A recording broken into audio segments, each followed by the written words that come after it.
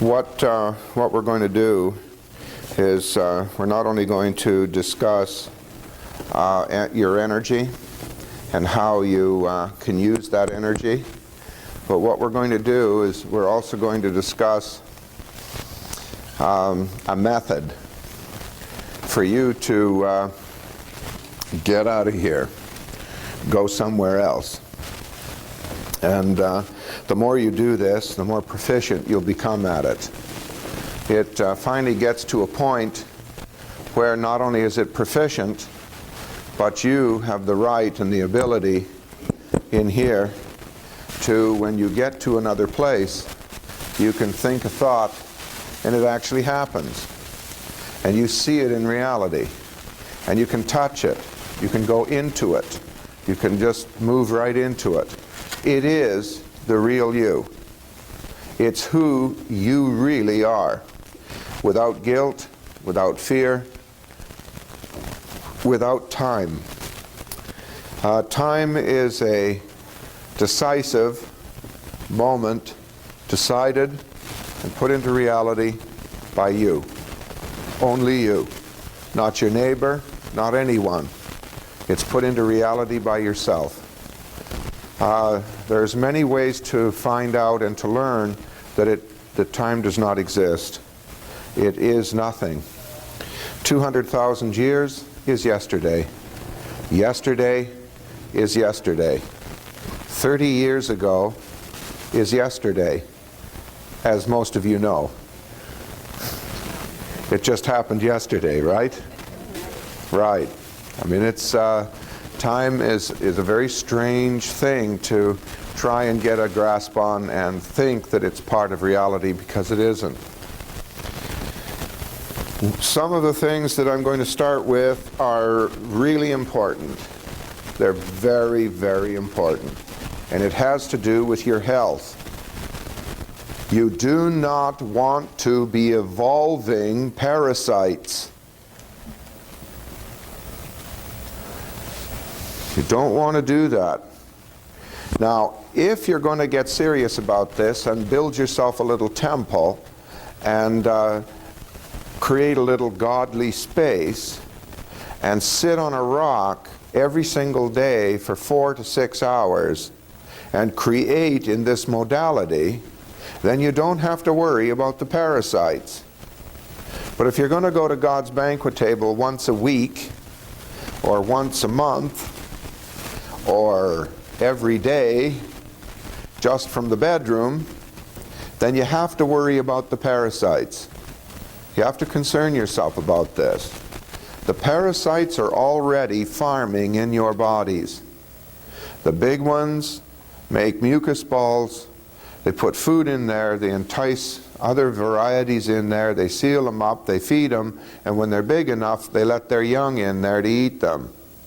We've witnessed this. So they're farming in you. Can you imagine if that's a conscious state and a parasite finds out that a woman now is going to have a child, and so the child's now taking all the special enzymes and all the special things? What does that parasite do? Well, it gets on a bunch of filth and it gets up into the brain and knows exactly where to lean against the walls, throwing into a state of cravings for foods that they want.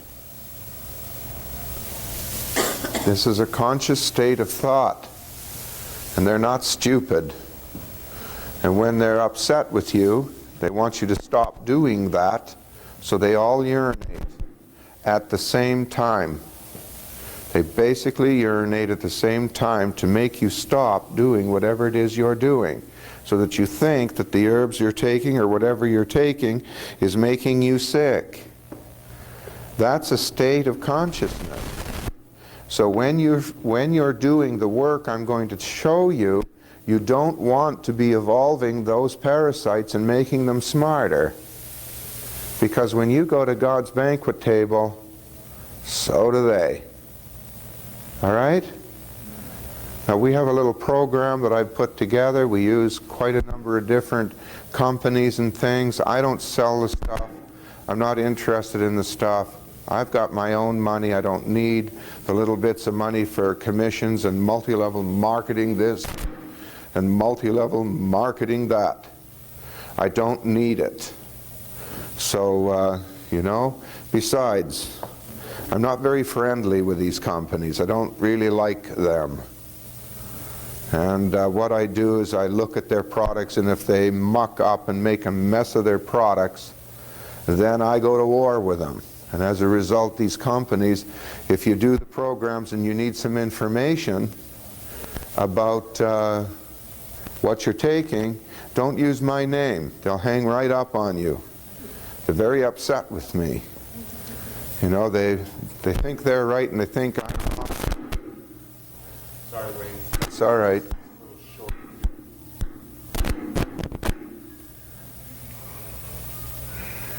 They think I'm wrong, and I'm not wrong. I mean, it's them that had 2 deaths, and the FDA ran in and shut them down because they absolutely insisted on doing things their way. The only thing that saved them was the fact they had 2 doctors on staff. So that saved them. But boy, I tell you, was there some trouble to pay over that. You can't be knocking people off. You know, you can't be doing that with products. And they bunged people up, and the parasites got so crazy that they actually killed them. So for heaven's sakes, if you're doing these programs are very serious, but they're safe. They're done so that you knock the parasites out first, and then you do intestinal cleanses and cleaning. All right? Never do an intestinal cleanse or a diet before you kill parasites. Don't do that. The parasites eat holes in you, and you get what's called medically a medical condition called leaky bowel syndrome. So whatever you do, do the parasites first. Knock them off, then clean up. It's kind of simple stuff, really. I don't know why these doctors and these companies would go to war with me on that, but they all did. It's amazing. At any rate, the little programs that we've got have been hard fought over. The companies that we've chosen to supply the material have really been looked at closely. They've all offered promises. In the beginning, they found out that I was willing to do videos and get videos out to you and do all these things. These companies, they just thought that I was crazy. Yeah, well, if he's going to go all over the country and do these advertising campaigns for free, the guy's out of his mind, right? Little did they know that I also have a law firm and a lab, and if they mess up and if they leave nutrient values or certain herbs out of their product, that now it's not going to work, but they do it just because they have a $5 million order, then they're going to have to refund the money to 80,000 of you that are deworming with that product. That's all there's to it. And they don't like that. So they don't like me. And it's too bad. I'm not going to any Sunday picnics with them. And I'm not related. So I'm safe. At any rate, the programs that have been set in motion are good, they're decent, they work. Always remember this: if you do a deworming project, I don't care how good it is, go to the health food store or somewhere else and buy a little dumb junker program for deworming that just doesn't really work well, and add that to it on the 15th day. If you do that, the bugs get used to the hertz rate or the vibration of the herbs. And some survive and they hang on. If you throw in another junker program, it changes the vibratory rate. And as a result of that, the rest of them let go, and you can get an awful lot of buggies out of you in a short period of time. Like 5 pounds at one sitting is not uncommon. At least a pound is very common. 8 pounds is a little uncommon. And the worst that was ever was 40 pounds. 40 pounds? I mean, can you believe that? I mean, it took him 2 days, but 40 pounds. His wife didn't believe me. She was a nurse. I mean, can you imagine? 40 pounds of parasites in 2 days. And she kept them. Now that's either incredible interest or love, one or the other, and I'm not sure what it is.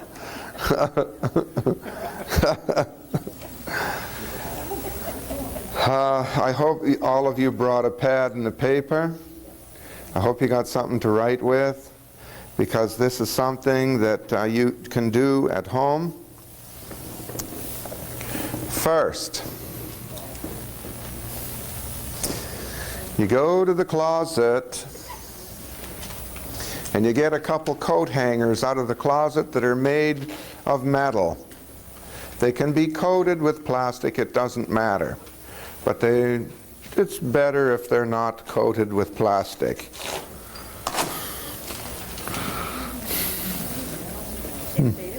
Ripping up the floor. You straighten them out, bend one end down into a little handle, and you get 2 of them and you put 1 in each hand, straight out. And you can either go outside or you can do this in the house. You have to sort of make sure that there's no metal pipes under the floor where you're doing this, because that's where the wires will bend, and that's not what we want here. What we're looking for is an orgone energy spike. Where I've been sitting out there doing all these readings, there happens to be an orgone energy spike. And as long as I had 1 foot in it, I could pull the energy, and a couple of you in here actually felt the power that an orgone energy spike can deliver. It's kind of a rambunctious power, and it can do all kinds of things depending on you. If you're curious and you're not thinking about what the energy is going to do, it loads you up, and you can actually fall down. Yeah, you can be full of joy, you can be shocked, which some of you really are the first time. There's all kinds of things this orgone energy spike can do. It can also heal you, for it is the miracle of God. It's the power that God is. It is life. Now, you get your coat hangers out and you walk across the bedroom floor. When you hit the orgone energy spike, the wires bend. Hit you right in the head, bang.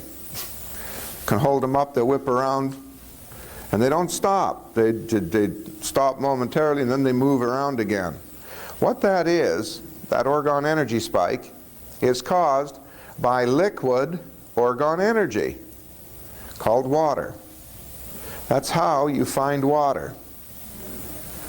That's called dowsing. Okay? Now you want to mark the spot. So you pull the wires in fairly close and you back up a little, and where the wires bend, that's where the spot is. And you mark the spot. That's where you're going to put a pillow down there, and you're going to park your backside on that spot so that you're in the orgone energy spike. Okay? If you're going to try and go to God's banquet table or say a prayer that means something, you sort of got to sit in God's energy, right? You got to know how to find it. That's why all the temples that have ever been built in the past, the pyramids and all this sort of stuff, are on massive energy spots. A little more than just an orgone energy spike, mind you, but they're massive energy spots. Okay? Now, how important is an orgone energy spike? Well, if you ever have a snorkel on and a mask, you go into a river on the edge and look in the water, and you'll see the salmon that are spawning. And you'll notice that back of the waterfall there they're all sitting there. And 4 or 5 or 6 at a time are going to this same spot, and they're making a 3/4 turn around an orgone energy spike. They load up, and the orgone energy travels the opposite way that water falls. And the fish can see it. Now, on good days, so can I. Moderate days, well, sometimes I even have trouble seeing auras. We all go up and down like that. But if you look in there, you will see that the fish don't, if it's close to the waterfall, they just leap. And they can travel 30, 35, 40 feet straight up, as long as they stay in the orgone energy path. If they're not quite together and they get out of the path a little, they fall back in, and that's nature's way of selection. The best, the ones that can see the best, feel the best, get up and over. And they end up the breeders. All right? Now, you want to create a little holy ground. So you park. Holiness is a pyramid. So you put your legs in a lotus position, and from the forehead to the knees, you can close your eyes and visualize a line that runs from your forehead to each knee. It is green, blue in color. Orgone energy is blue. Healing colors for the human body. When you're in trouble, you turn green. You have all kinds of green all over your face. Quite a number of you in here have those green colors right now. That means your body's in some kind of trouble. You're healing. As you went to sleep, you slept, you healed, you turned green. All right, now you're up, and the colors now, you're starting to wear your body thin again. The colors are dropping from green into the yellows and grays. The absolute gray is death. The idea is to get up to blue, and then violet, and then the golds with violet is probably top end. Now, so here the fish are leaping upstream, and they use the orgone energy, and that's what you need to find, and that's what you need to park on. When you park there and you create the pyramid from knee to knee to forehead, you've created holy ground. This creates holy ground. You can even go one step farther with a small prayer, and this is what you start. I surround myself, and you write this down. I surround myself with the white light of Christ's consciousness.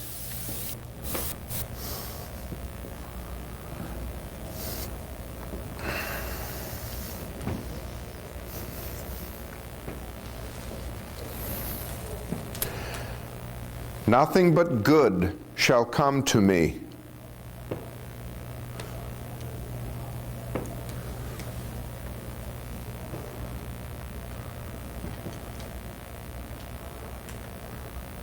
Nothing but good shall go from me.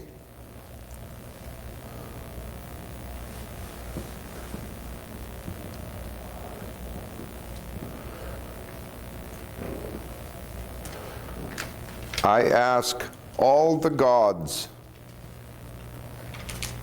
angels, seen and unseen, to protect me.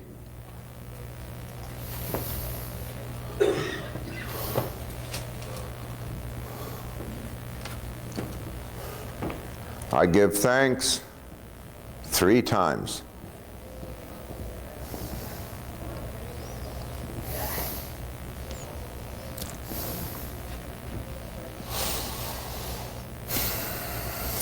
Did we all get that? Okay. That's 3 times, right? Thank you, dear. I give thanks 3 times.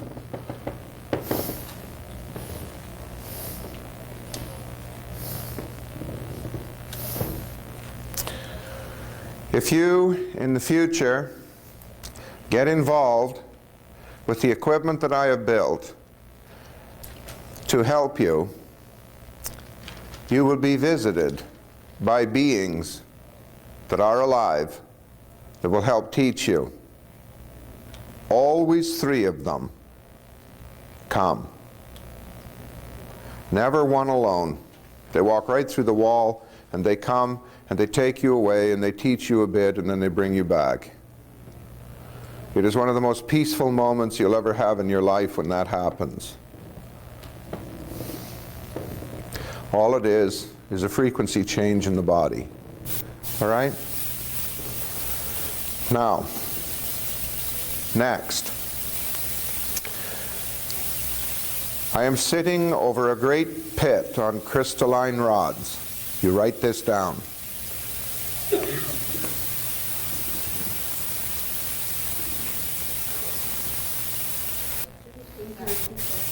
I am sitting over a great pit on crystalline rods.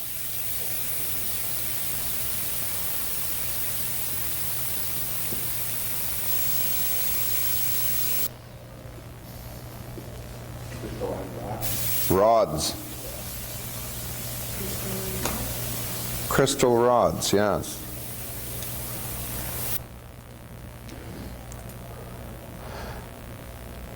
A cool, violet flame rises from the pit and enters my body.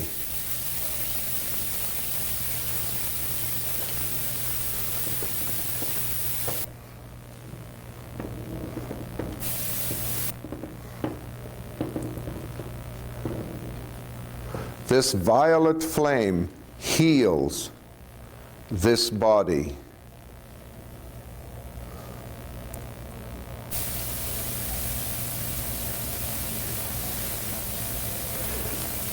This violet flame heals the cells of this body.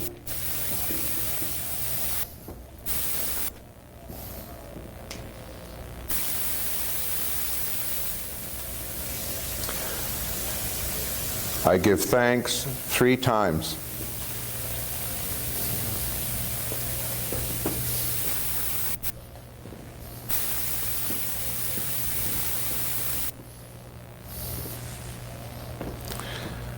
Now, when you've done this, this is a preparation. That's what it is. It's a preparation for a prayer. It is a preparation for what prayer really is. Prayer is not words. Never has been. A prayer to God is never verbiage. That doesn't open the door to God's kingdom. It depends how evolved you are, how sincere you are, and how you love. And seeing that the majority of us are a little shy on most of that, it is not verbiage that is a prayer. What prayer is tonal song. And when you go to church, the prayer is the hymn that you sing, all together. It is the grandness of the tone and the frequency that you set up with your voice. Harmony is related to hormones.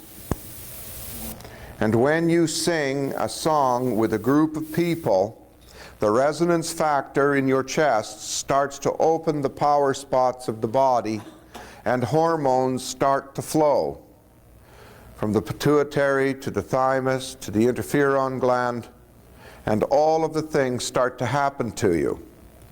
As a result, when you're singing songs in church, you get adrenaline rushes when you hit certain stanzas of song and note. The adrenaline rush, the goosebumps that you feel, is confirmation that God has heard your prayer and is ready to listen. Now it's time for a little verbiage, wouldn't you think? Right. When King Henry needed a new church and got going with his church, he wanted to have the finest church in the land. The Catholics weren't going to have anything on King Henry, and he'd teach them. He wanted a divorce, doggone it. And he built his own church so that he could get a divorce. Well, that's as good an excuse as any, I suppose. What he didn't realize is that he had no hymn that was less than 20 stanzas. And he wanted 4 hours of singing in his church. 4 hours of it. So Sunday was going to be a great day and the whole land was going to sing praises to God. Well, God doesn't need verbiage. God works on vibration, and God works on emotion and honesty.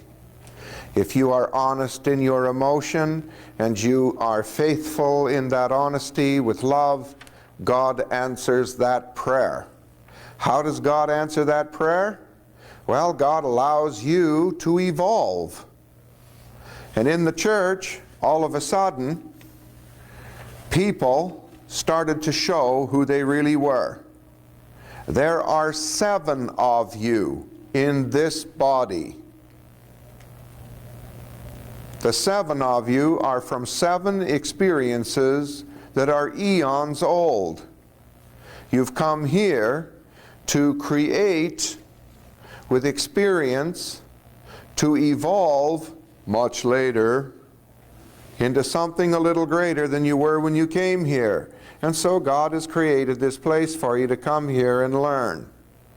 All the experiences here are one learning curve after another. All right? So here King Henry, what he was doing was allowing the people to create with honesty, emotion, and love in song. Now the first body you've got is blue. And the blue body can step right out. It's still attached, but it's 4 inches thick. And you wind up with a blue haze all over your body, 4 inches thick. It's the real you. And that is the moment where miracles start to happen. You can heal somebody. It's that body that can rebuild an actual amputated limb on a child. You can pull a whole limb into reality that belongs to a child with that energy. All right? That is called your blue body. So here in the church, all of a sudden they were singing this hymn, and one of the parishioners turned blue. Once one does it, it creates a conscious thought in the reality of that which we are, because obviously they turn blue, right? So it's the truth. And it is a truth in emotion. And voila, somebody else turned blue. And the most amazing thing happened. They went to the priest after the session and said, "You know, you're full of it. There's something wrong with what your sermon was. That isn't the power of God. That's not the way this works. You're mistaken." And the priest looked at him and said, "What are you talking about?" And the person said, "Well, I just don't know, but you're mistaken." Well, once it started to happen in this one place, it started to happen all over the place. And so those people got arrested and hung. They were killed. They couldn't have people that would not listen to the priests, the Great Inquisition, and all this nonsense, and chasing women all over and killing them as witches because they could fly, and all this stuff started. But in order for it never to happen again, they reduced all hymns to 4 stanzas. Now, when you go to church, how many stanzas are in the hymns? 4. They just never changed it. No more than 2 or 3. Right, now they're down to 2 or 3. They're afraid things are changing now. You're starting to wake up, and my God, can you imagine the whole country evolving? I mean, you wouldn't listen to government or anything else. You'd just do what you wanted to do. It's called true freedom. You know? And we can't have true freedom, can we? I mean, enough of that. You've got to be tied into a cart and do as you're told. So the point is that what you're going to do here when you create holy ground on your orgone energy spike, and you're going to sit there, you're going to create a prayer. Now, if you want, you can sing a hymn. It's fine. But you have 144 power spots on your body. There's 144 power spots on the body. And the most prominent ones are 7 places where you own specific power. I mean, this is real serious power time. There are 7 spots on the body. And you all live in 3 of those spots. And if you don't think the first spot's powerful, well, have a look again. You see, it's the sexual region of the body. We have a lot of problem there. Men chasing women and women chasing men and everybody fighting and carrying on because they're controlling each other, and men's jealousy and trying to control the women, and it even goes so far as to the ultimate control, which is death. And we certainly have heard enough of that in the news lately, about death over ownership of the opposite species through control, and that is the stomach, the solar plexus, and the sexual regions of the body. That's where we live. Out of that comes control, and out of that comes war. Out of that comes governments controlling the population and doing all the things and creating classified this and that, and the first thing you know, you've got whistleblowers and you've got this and you've got that, trying desperately to make a change because they know intuitively something's wrong, and look how they're treated. They're beat up, hauled around on buses, and goodness only knows what else, because people are all living in these 3 spots: the sexual region, the solar plexus, and the stomach. And they never get any further. The people in England that sang those songs stepped up into the next one, which is the heart. The heart chakra stretches from shoulder to shoulder. It is the largest chakra in the body. It is like a shutter of a camera. It's closed, and it springs open. When you command it to open, you can open it. Now, nothing's going to happen. It's just going to open. Unless, of course, you're singing a prayer. If you're singing a prayer and you're in church, you start at the sexual region first. And that is the shutter of a camera, and as you're singing, the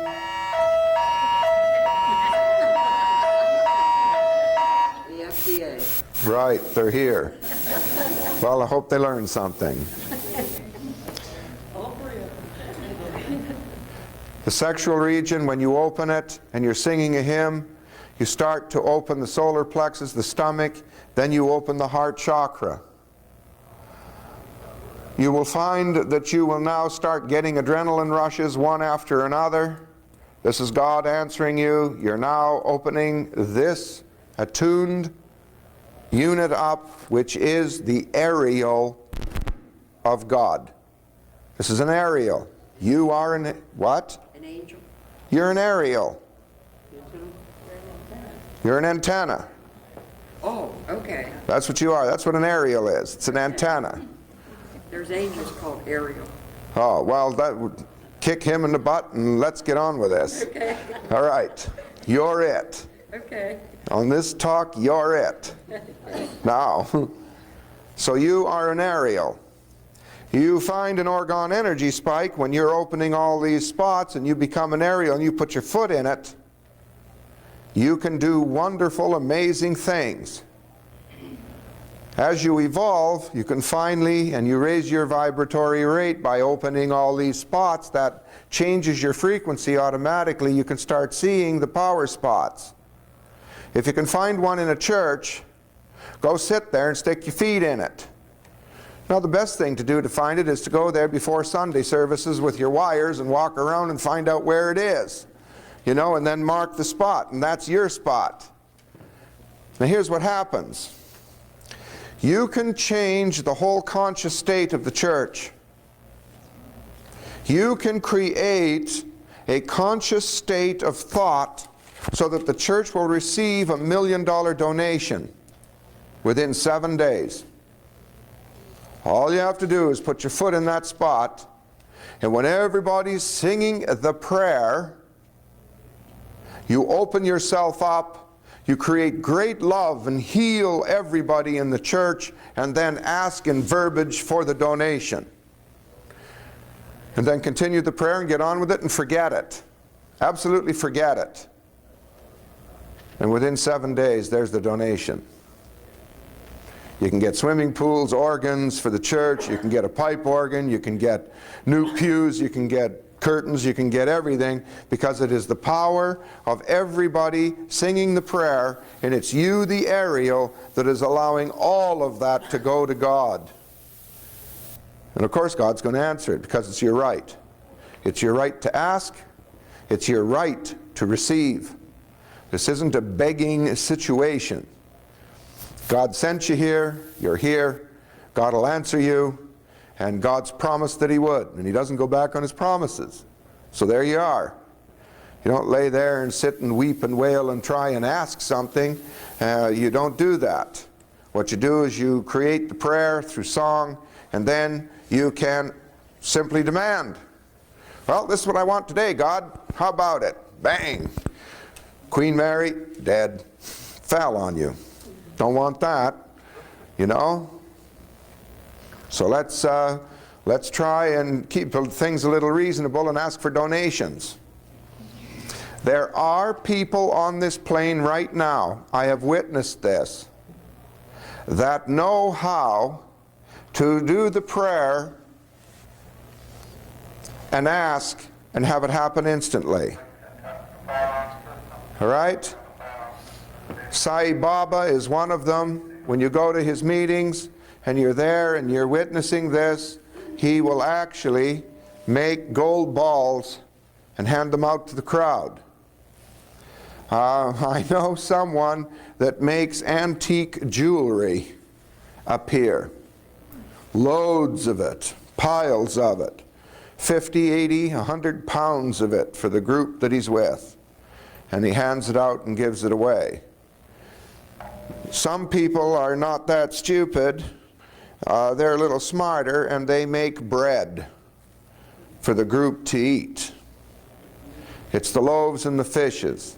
There are people on this plane today that can do that, and they do that. That's my next step.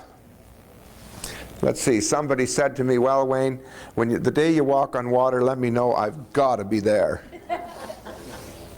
Well, we're planning it. The way you walk on water is you pull the molecular structure tight, and the water becomes hard, even though it's a liquid. That's exactly how it's done. And it's done with the power of God. Now, you got your pads? We're going to continue this. So the prayer is in song. The song doesn't have to have words, but what we want to do is create proclamations. Proclamations from the past. Now you, believe it or not, lived in a cave, and there were leopards, big tigers, and you needed protection, so you got into this oming thing to thank the gods for protection. And it became a common thing for you. And it's your ancestors. They all did it. And as a result, it became your truth through proclamation. And so that is the most predominant prayer that can be used, because you are used to it, and it opens your chakras faster.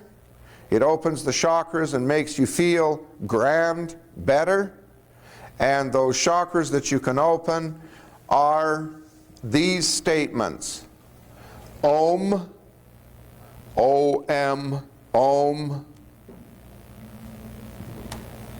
Mone, M-O-N-A. Padme, P-O-D. Om. O-M. And it sounds like this. Deep breath through the nostrils. Om Mani Padme Om. It is a chest resonance factor. All right?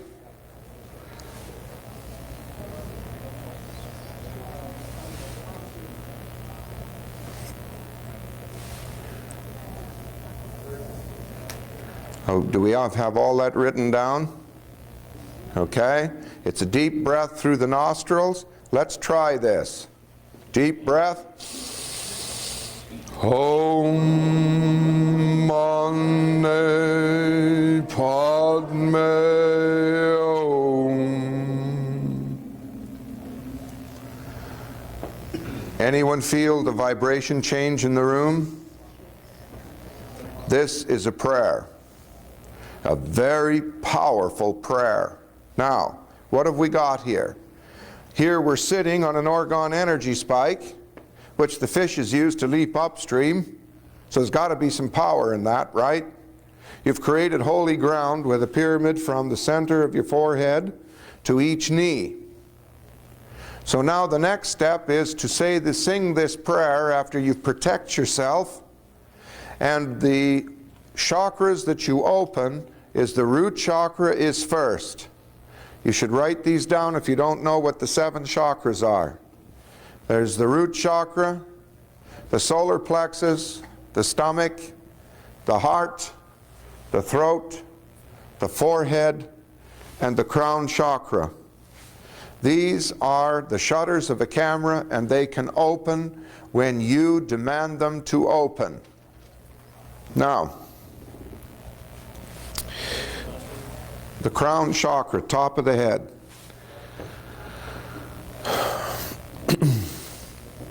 When I had a temple, I spent 6 months on a rock in my temple. I spent 6 months on the rock primarily just to see what would happen. I'm from Missouri, and I didn't expect anything to happen. I always thought that I could get more out of anything in church that I could sitting on a rock. But you can't sit and ohm like this in church. You're stuck with the hymns. And there are only 4 stanzas. I wanted to sing 100 stanzas. I wanted all the people to be there with me. And I couldn't, so I built my own temple. I asked for God's protection. We did all kinds of weird things. And I tried to have my minister come out with a little prayer and some holy water, and we created a little temple for me to go and sit in. I wanted as much protection as I could. I didn't want the devil invading my spot. And I wanted to make sure my minister came out and had a look at it so he could say, well, Wayne, it looks like there's no devil here. I mean, you know, you got to hedge your bets, right? So he came out, and he really liked the spot. We had a good time there, the two of us. And he brought Dr. Sanderson with him, and we sat there and had a good time. And he brought some bread and a little bottle of wine, and we sat there and had communion in my little temple. And it was a very precious little service. And so I went there. And every single morning when all the chores were done and everything was fine, and my children were all settled, Dad went to the temple. And it was very private there. It was out in the wilderness in the desert where an artesian water spot came up, and the water was bubbling, and I got the backhoe down there, and I dug a nice little spot and made a pool, and had big 2,000-year-old oak trees that were growing around that spot out in the desert. It was just fabulous. And I was alone there, and there were quail, and there was a little family of deer with a baby in the place, and it was really quite neat. And I even had some turtles living, I don't know where they came from, they were living in the pond. And you know, those turtles were really amazing. There were 4 of them. And when they saw me and decided to leave, I could never find them. We could never, ever find them. But when I was sitting on the rock, they'd come out in the rock. And they'd come out and sunbathe, and they'd come out and stick their heads out and sit there like this, perfectly still, 4 of them. But when I'd move, they'd all vanish into the water somehow, and we just could never find them.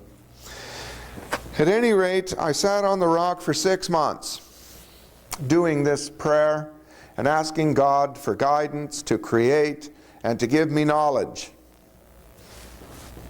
Never do that. Never ever do that. Don't ask for God. Don't ask God for knowledge.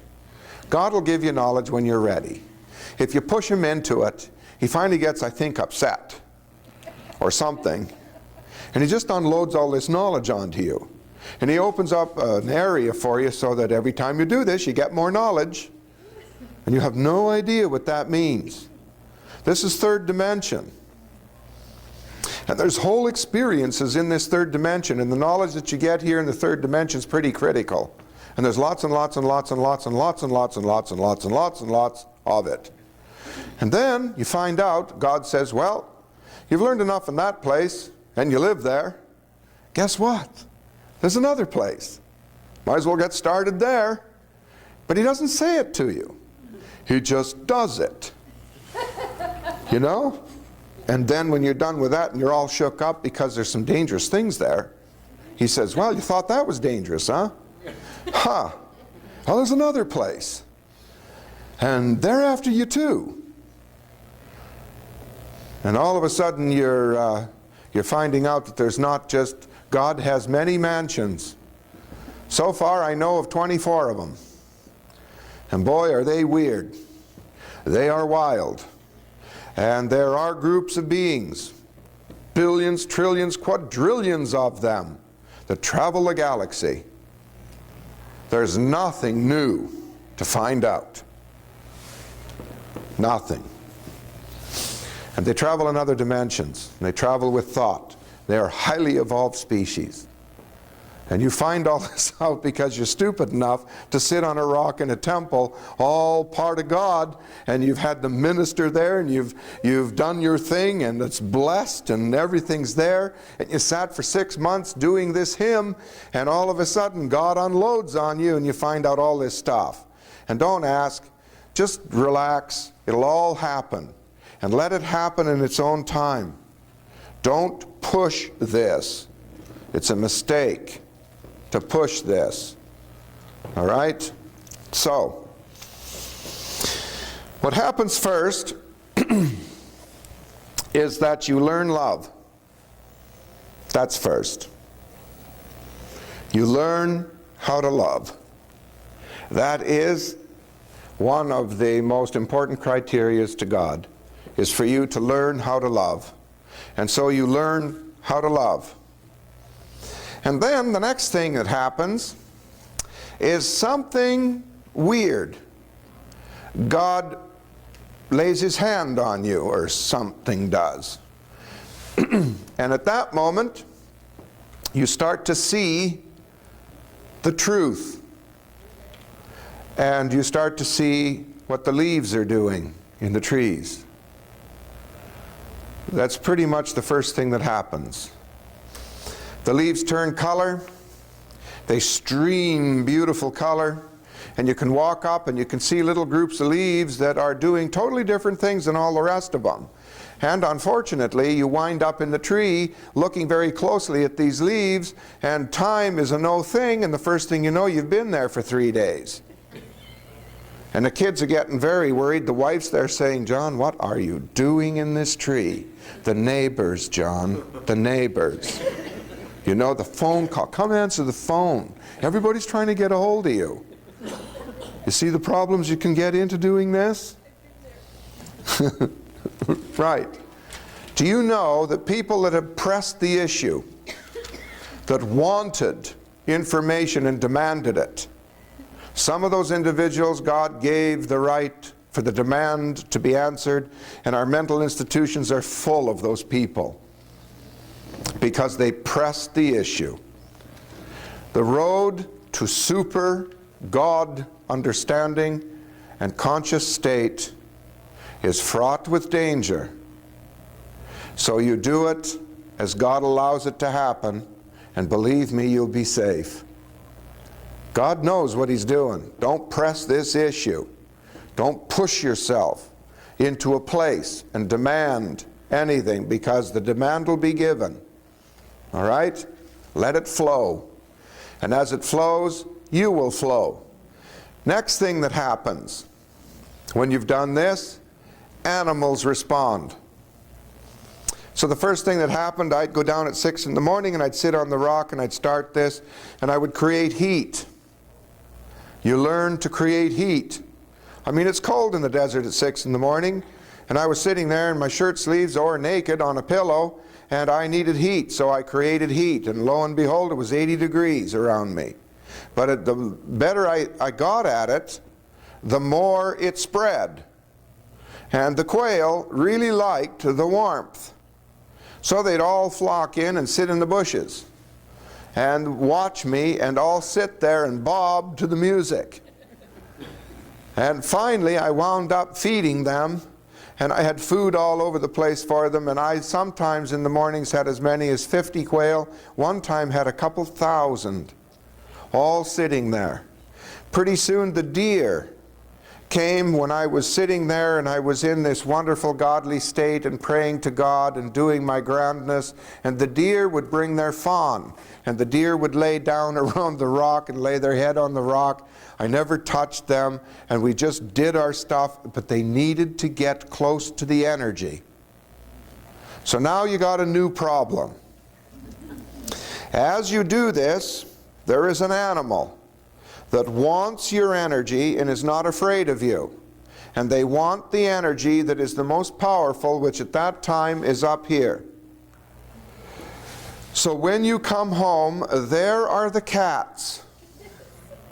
And you don't know that they want the energy up there, but they are in a hurry, and there's 4 of them, and so they want to beat each other because there's only enough room up there for one. So they race towards you, and you think, oh, isn't this lovely? Look at these animals are racing to come and see me. Well, they don't see you, they climb you. And they have very sharp claws. And then they get into what's called a cat fight around your ears, ripping each other up and raising hell to get on the top of your head. And you know what? I ended up with holes in my ears and holes all over my body. And I didn't know what to do about this. So, you know, I couldn't get rid of the cats. The kids, they were pets. And the dogs saw me. Oh my word, the dogs saw me and came racing down. So here I had the dogs and the cats. About the 4th morning, I'm all covered with scabs. And I'm standing there thinking to myself, well, maybe I should run. I'll just run. And then I got the brilliant idea. I know what I'll do. I'll lay down. So I laid down. And they loved it. They raced down and leaped on me and just laid all over me. And the cats were all over my head and stuff. You see? So that's the next thing that happens. The animals respond. They truly respond. Now, if you have children that have not reached puberty, the children catch and pick up what you're doing like a cold. It's the most amazing thing. Any child that's reached puberty is out. That's the day that God says, oh, knowledge. All right, cut you off here. And they just don't know. That's why children become what they are, and they think for themselves and have minds for themselves, and how dare them think for themselves, right? We as parents have been caring for them and doing this stuff, and how do you let go now? So the war starts. And the teenage years are nothing but one war after another because you don't let go. You can't. And God says, oh, gotta let go. Doesn't matter what you do, gotta let go. And finally the total rebellion takes place, and you've got a new being in your midst. That's the female child standing up, pregnant, saying, well, now you're going to have to let go. See? So there we are. all of these marvelous, wonderful things that you can do with this human form. It is an incredible, incredible experience. Now, the next thing that happens. You know intuitively that there's some place you can go. You're not sure where that is, but you know intuitively that you can go someplace. There's something going on here. And where that place is called God's banquet table. God has a banquet table. And every single thing that's ever been is at the table. Now when I started going there, that's when the minister started to get worried.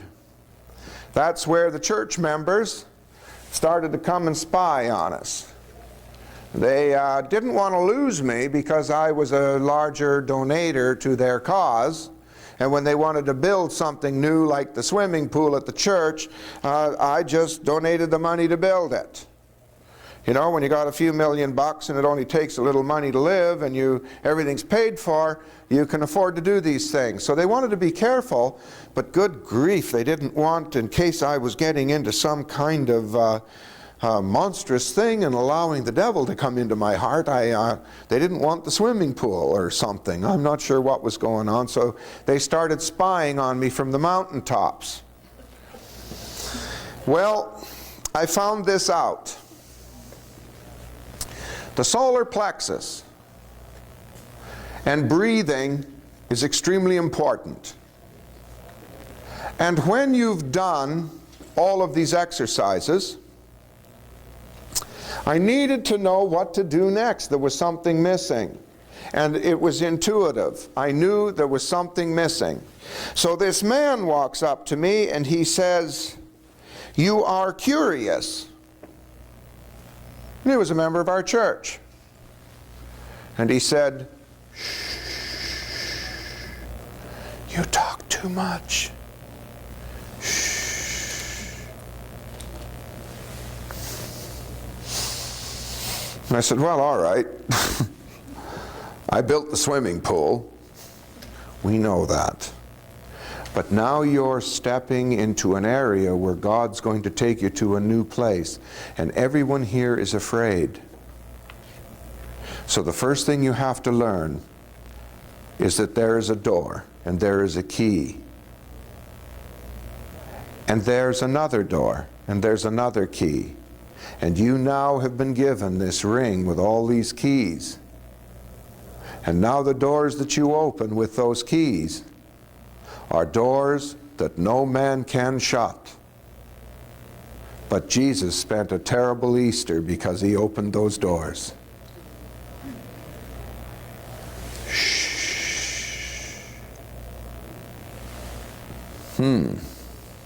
Well, I didn't want to spend an Easter like that. So I kind of listened. And he said, "Now," he said, "do you want knowledge in this place to be given to you?" And I said, "Yes." He said, "All right, there's a man who wants to speak to you. Go to your temple." I said, "Yeah? What do I do then? Pick up the telephone?"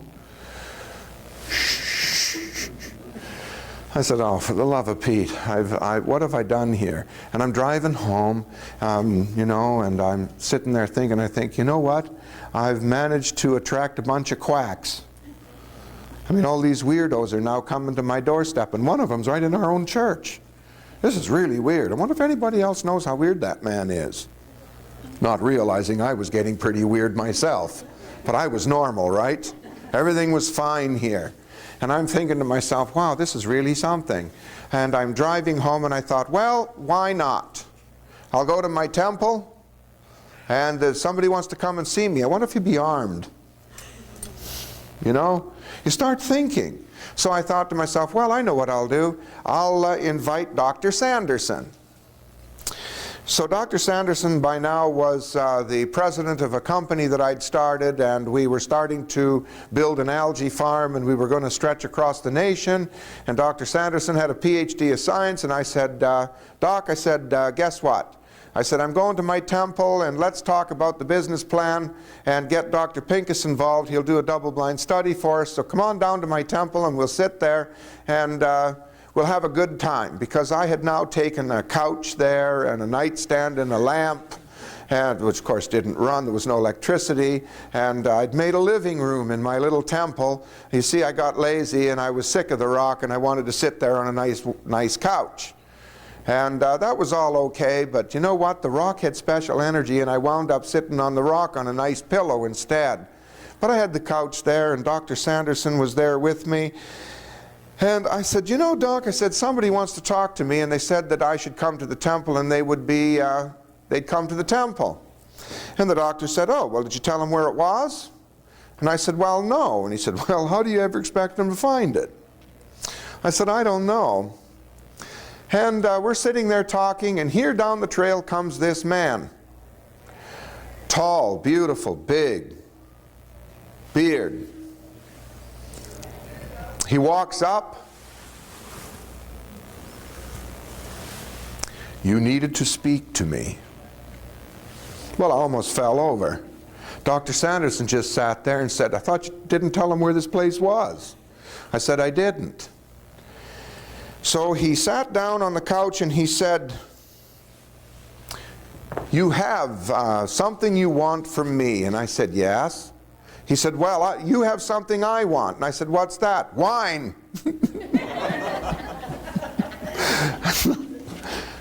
You know, I said, oh. So I opened the little dresser, and there was half a bottle of wine in there with a cork in it, and so I gave it to him. And he uncorked it, and I was looking for a glass, and he just drank it. The whole thing he drank. And he said, ah. And he belched, and he wiped his arm off and did this stuff. And he threw the bottle on the ground. And I looked at him, and I said, wow, this is incredible. And he gave me this knowledge. He said, prayer is the hymn. Prayer is the noise. And all the oming and everything that I taught you here is what he gave me there. And then he looked at Dr. Sanderson and he said, ah, you're hungry. And Dr. Sanderson said, yes, we're going to go for lunch. And he got up, he went into one of the little oak trees and lifted his hands up in there and came out with a fruit. That's the first time I ever saw anything like that. And he walked over and he had a knife, pulled it out, cut the fruit, handed it to Dr. Sanderson, and he wouldn't take it. He looked at me and said, Wayne, I'm a dyed-in-the-wool Seventh-day Adventist, and I don't ever want to see anything like this again here. And he got up and left. So there I am with this guy. So we sat there and drank another bottle of wine that didn't exist. It was just full. He picked it up and handed it to me, and I drank. And we ate this fruit. I don't know what the fruit was. It wasn't what it looked like, I'll tell you. It's sort of crossed between some kind of kiwi something and a watermelon. But it was good. And we sat there and had a good time, and he got up and said, time to be leaving. And he walked into what now had grown as bulrushes on one side of my little pond, and he walked over there, and I was going to get up, and I thought he was going to go for a drink or something, you know, or a bath or something. I didn't know what he was going to do. And I got up and I thought, oh, I know, he's lost. And I got up to walk over to tell him that he'd forgotten how he got there, and he was gone, like the turtles. He was just gone. So I learned something else. I found out that there's a state of God that very few people understand, and this is a rather grand experience. And with that, here's what he taught me. You sit in the lotus position, deep breath. You rest your elbows on your body. There has to be a hook up there. And you put your hands like this in front of the heart chakra. You take a deep breath and blow out. And what you're doing is you're actually blowing the power of God from your chest right through the two chakras of the hand, and it swirls around and re-enters the body. Now, what you visualize when your eyes are closed, you can also blindfold yourself with one of those sleep blindfolds too, if it helps. While you do this, you do the first disciplines first, and then you sit and you visualize you pulling energy up your spine. Every time you blow out, you visualize the energy running up your spine. And as it runs up your spine, and you've done that 50 times, all of a sudden, you see a bridge from the pineal to the pituitary. It's a wooden bridge. We all see it. Every one of us. And as you're blowing and pulling the energy up, you appear on that bridge. You all appear on the bridge. Everybody does. When you're on the bridge, a couple more breaths, you bend your knees and you leap straight up. And for some strange reason, it takes so little effort to leap. And you arrive in this place. You don't know really where you are, you're just there. And it's extraordinarily beautiful. It is the color that sapphire is. It's blue-black, and you can see a long distance. Now a word to the wise. Before you bend your knees and leap, oh, by the way, if you haven't breathed enough and moved enough energy, you fall back down on the bridge.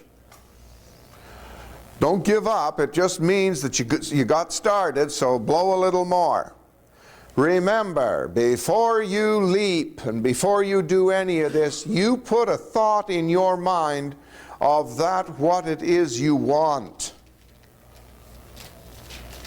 It can be knowledge. One of the neatest things to do is when you're doing this, go to the store and buy a gold coin. And bring the gold coin and study it and feel it. And put it in your pocket when you start doing this. Now what you want to do is you want to bring back another gold coin. This is a good test to see what kind of power God's really going to endow upon you. And seeing that gold's kind of important to all of us, well, it's a good thing to start with. All right? Now, you've got the thought of a gold coin in your mind. And all of a sudden, you've made a couple of attempts to get off this bridge, and all of a sudden you're there. This is the most extraordinary feeling you will ever feel.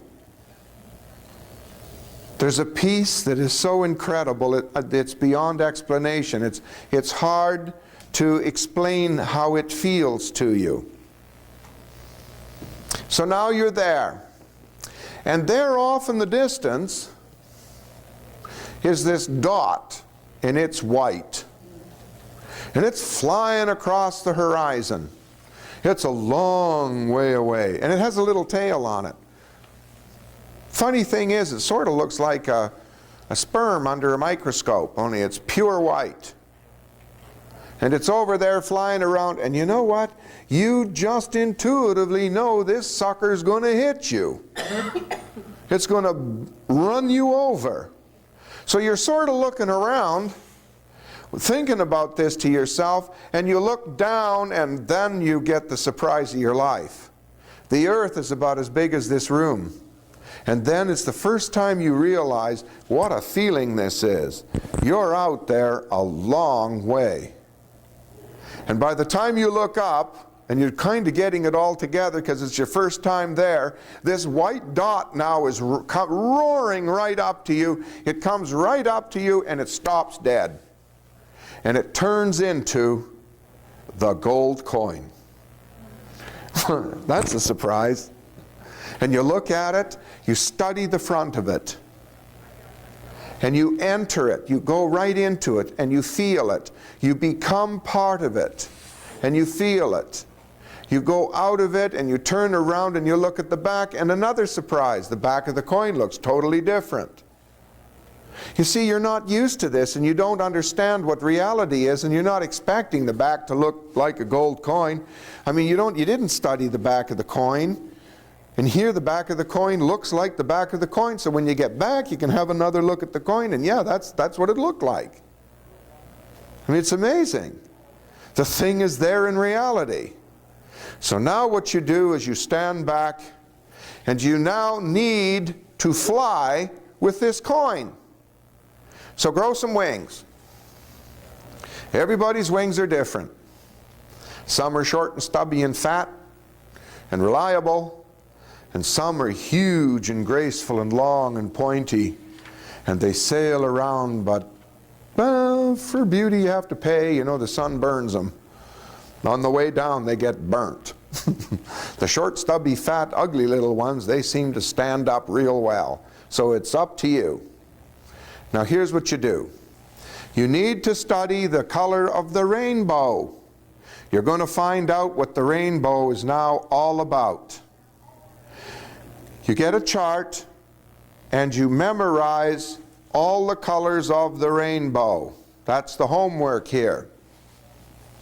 And you grab your coin and you get your wings out and you dive towards the earth with the coin. The last color is yellow, called Hertzian. It's the last and lowest Hertz rate. When you get to yellow, you scream in your mind the colors as you pass through them through the rainbow, because when you get to the earth, there's color. And the colors are, believe it or not, all in order. And if you scream the colors, you become the colors of the earth as you're passing through them. When you get to yellow, you eject the coin into reality. When the coin is ejected into reality, the most stupendous things happens. You sort of wake up, and there you are sitting on the rock, or on the pillow, on that Orgone energy spike in your back. And the most amazing thing happens. If you've done everything right, above you appears this little white spluttering, soundless, but it's you know it's spluttering thing, and out of it falls the coin. And now you have two coins. If you forget to eject it into reality, it vanishes. Ask me. I was so pleased. You have no idea how pleased you'll be when you bring something back. It is the most incredible experience. I forgot to eject it into reality, and it vanished in about an hour. It just vanished. I couldn't believe it. I lost it. Now, at a little meeting, I did a 9 or a 10-year-old girl who I saw leave for God's banquet table. We did the whole thing. And I was amazed that she made it. She really did. She made it first time. And she got back, and she told me that she wanted to make a pearl. So I got her up in front of everybody. We sat and we did it together, and we left. When she came back, that little tiny white spot in front of a couple hundred people formed, and the pearl fell into her hand. The crowd went crazy. This is as real as it gets, and this is who you really are.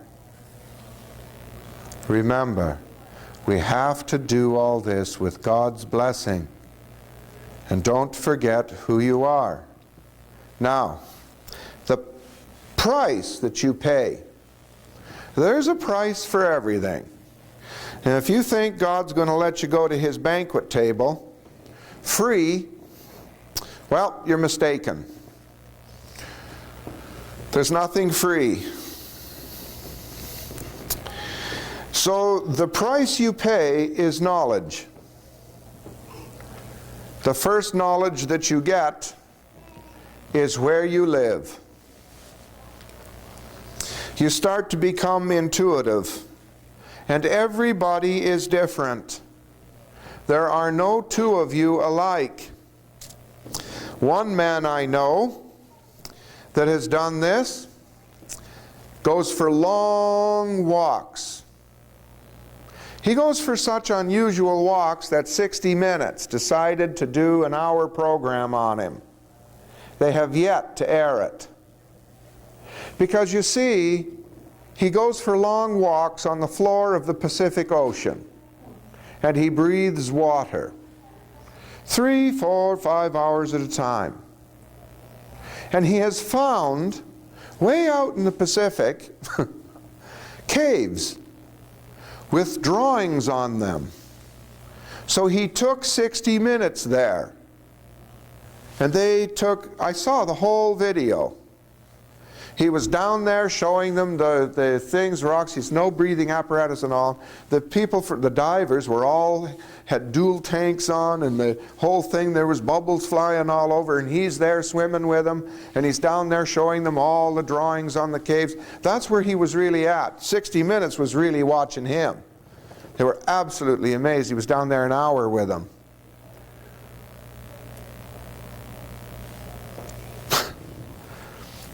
Another man who did this sees into your body and became a healer. I started becoming a healer myself. I do a little bit of it. I do children and the odd human male or female that needs a little of it. Usually healing for what I do for adults is not a physical ailment anymore. I don't do that. What I do is I do the healing to show that there's a power that exists. And I try and do someone when I do these meetings, so the person can actually discuss what he felt during this meeting. It helps you understand that there's some reality to all of this. That there is really something to what you have asked God to give you. Now, I did do this healing power with somebody that is in this audience, and I have sort of sprung this on him a little bit, and there's a possibility he may not want to talk to you about his experience. But if he does want to talk to you about his experience, he could stand up and sort of tell you. If he wants to, it's fine. If he doesn't want to, that's just fine too. Does he want to stand up and tell about his experience? Well, I guess he doesn't. That's all right. This is a very private, personal thing. It is an energy that is absolutely colossal in size. It shakes you up. It shakes you up as much as it does to go to God's banquet table. This is incredible.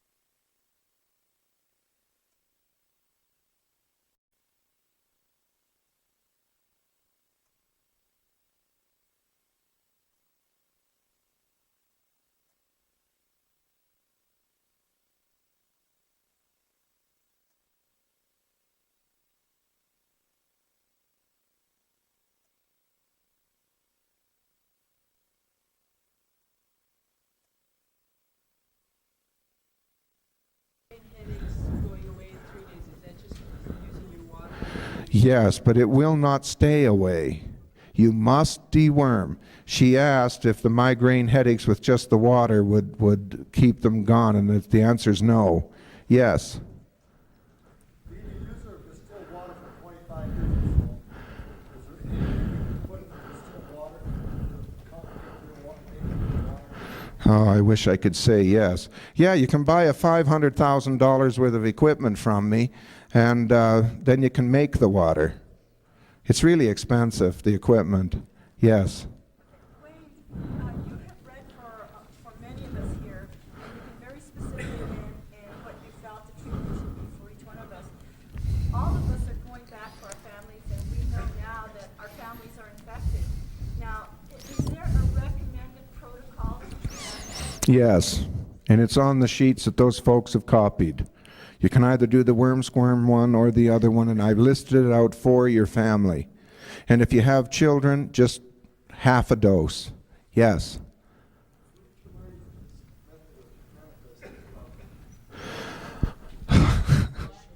He wants to know how I learned this method of manifesting. Well, I was involved in this lead explosion. It almost killed me. You heard that. I was using a substance called efamizamine on algae out of Klamath Lake, and I went to Klamath Lake because I realized it stank so bad. I wanted to see if there was any clean material.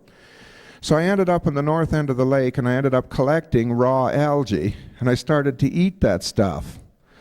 And first it made me really sick, and then later on it started to make me feel real good, and I seemed to start pulling energy. Now, I had some money, and I went down to California, and I bought 2,000 acres of land, 35 miles east of San Diego, where I built an algae farm. And while I was building that farm in the desert, it seemed that there was a pyramid mountain there, an actual pyramid.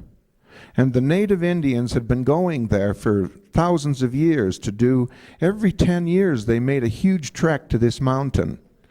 And yes, well, at the base of that mountain, I found a bathtub that had been carved out of solid granite so that the people could throw water in it from the spring that I found there. And I created a temple there. And I sat on that granite rock, that big one that was there, and ohmed like this and pulled power, and I sat there straight for 6 months. On the 6th month, that hand came down and opened up the top of my head and did that with the water. Unfortunately, I had no one to tell me. And so I thought I killed myself. And as a result, I was never able to do it again for 7 years. That's how I know these things. It took me 7 years of hard work to make that happen again. You see, in those days, I didn't even know what the Kundalini was all about. And so when it happened, talk about fear. And so I shut myself down for 7 years. So that's how I found all these things out. And yeah, I know. What transpired is someone told me, you see, I kind of got involved at that time. The more I involved myself in things, I started meeting people that said that they could read me, you know. And I had never had that happen. Even though I could read them, I never believed that anybody could ever read me. I thought I was one of a kind. Yeah. And as a result, this woman said a man was trying to get in touch with me if I wanted information. And I said, well, fine, who is he? And she said, well, he is this man, and showed me a picture of him. And he was a barrel-chested human being from sort of an India sort of descent sort of thing with piercing black eyes. And I said, wow, how does he know me? And she said, well, he feels you and knows you're in need and is willing to help you. Now, I had a president to my company who was a medical doctor with a PhD in science. And I had hired him to be the front man for my algae company. And this man was a Seventh-day Adventist. And so I didn't want them to know what I was doing. I mean, Dr. Pincus was in my business, and there was a couple other algaeologists in my business. I mean, this was pretty serious stuff, and these folks were all pretty religious and, dedicated. So here Dr. Sanderson was walking with me because he had gone down towards the Mexican border on my farm, and he had run into my temple. And in my temple, for some strange reason, the day that hand came down, about 25,000 flowers bloomed just in the temple. And they were big, huge white flowers with a yellow center. I don't know what they were, but it was grand, it was beautiful. And Dr. Sanderson had walked down there and had seen them. And he came back to tell me, he said, I got to show you something. And I said, well, okay. So we walked down to the temple where he showed me all these flowers. Well, I knew they were there. And I just pretended as though this was a miracle. And he said, yeah, well, I've been here for many years and I've never seen this before. Now in the temple, I had a couch, a night table with a lamp on it. There's no electricity. And in the little drawer of the night table, I had it full of money, dollar bills. And I had a little note in there in Spanish that told the folks that were trying to come to America and were trying to struggle, that brought families, to please take no more than $30 for their food and for some liquids to drink, and please leave the rest for the new people coming in. And I just replenished. That money was never gone. And sometimes herds of what they call wetbacks, or whatever they wanted to call them, came through, and they didn't need the money. They never took it. But they all knew it was there. And I had thank you notes. I had a real problem with the thank you notes because there was a door, these little commodes. There was a door down the bottom, and it was absolutely full of notes. So I had to go down there every month and empty all the notes and stuff. And there was still money there, So anyway, Dr. Sanderson was worried about that money in that drawer, and he was kind of concerning himself a little about with what was really going on with all of this nonsense. And we sat down on the couch, the two of us, to talk about this, cleaning this place up, so to speak, by getting rid of the money and things, and I was trying to get around that with him. And a man walked through the reeds. And Dr. Sanderson looked at me and said, where did he come from? I said, I don't know. I said, he's going to come over and talk to us, I guess. And he came over and he bowed. And as he bowed, I recognized him, and my heart just leaped. I thought, oh, not now. I mean, she told me this guy was 700 years old, and I really needed this now. I really did. And I looked at him, and he said, you called. You need information.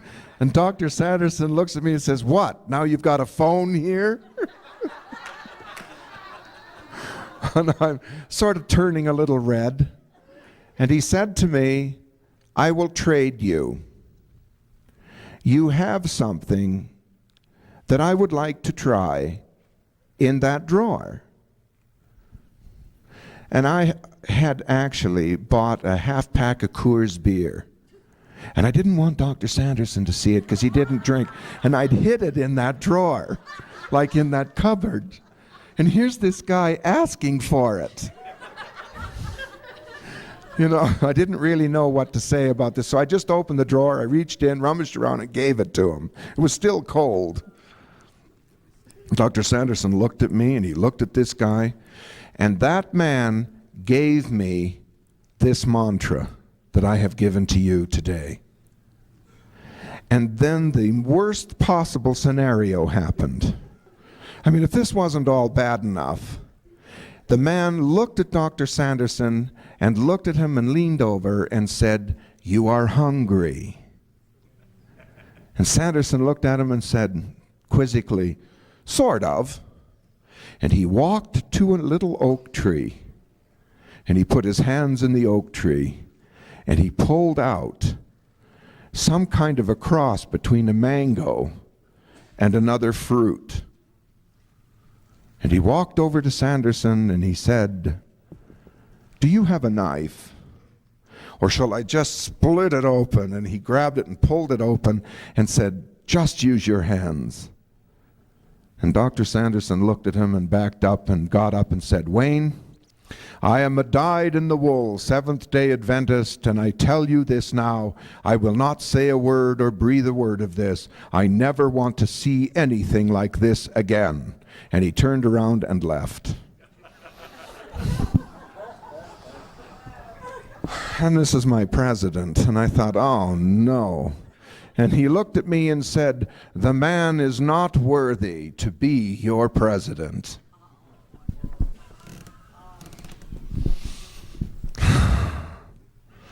So that's how I learned that. Kind of a magical moment. The man is nameless, and I prefer to hold that. This is a very special time for me. But a very strange thing happened after that. I mean, after that, my life was never the same. That ruined me for life. Because right after that, somebody was having an apartment party. And they said to me, "Wayne, you have to come to the apartment party. And we can't take no for an answer. You're going to have to lay down your work and come to the apartment party. There's someone very special here that wants to see you." And I said, "Really? What now?" So I got in the car and I drove to the apartment party. And there was a woman who was behaving like a man.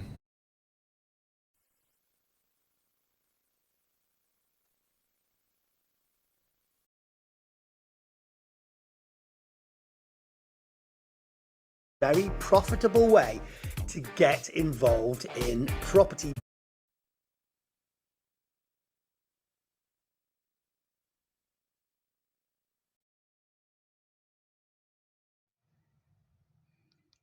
Georges Lakhovsky, The Secret of Life, Cosmic Rays and Vital Radiations. Go to God's banquet table or say a prayer that means something, you sort of got to sit in God's energy, right? You got to know how to find it. That's why all the temples that have ever been built in the past, the pyramids and all this sort of stuff, are on massive energy spots. A little more than just an orgone energy spike, mind you, but they're massive energy spots. Okay? Now, how important is an orgone energy spike? Well, if you ever have a snorkel on and a mask, you go into a river on the edge and look in the water, and you'll see the salmon that are spawning. And you'll notice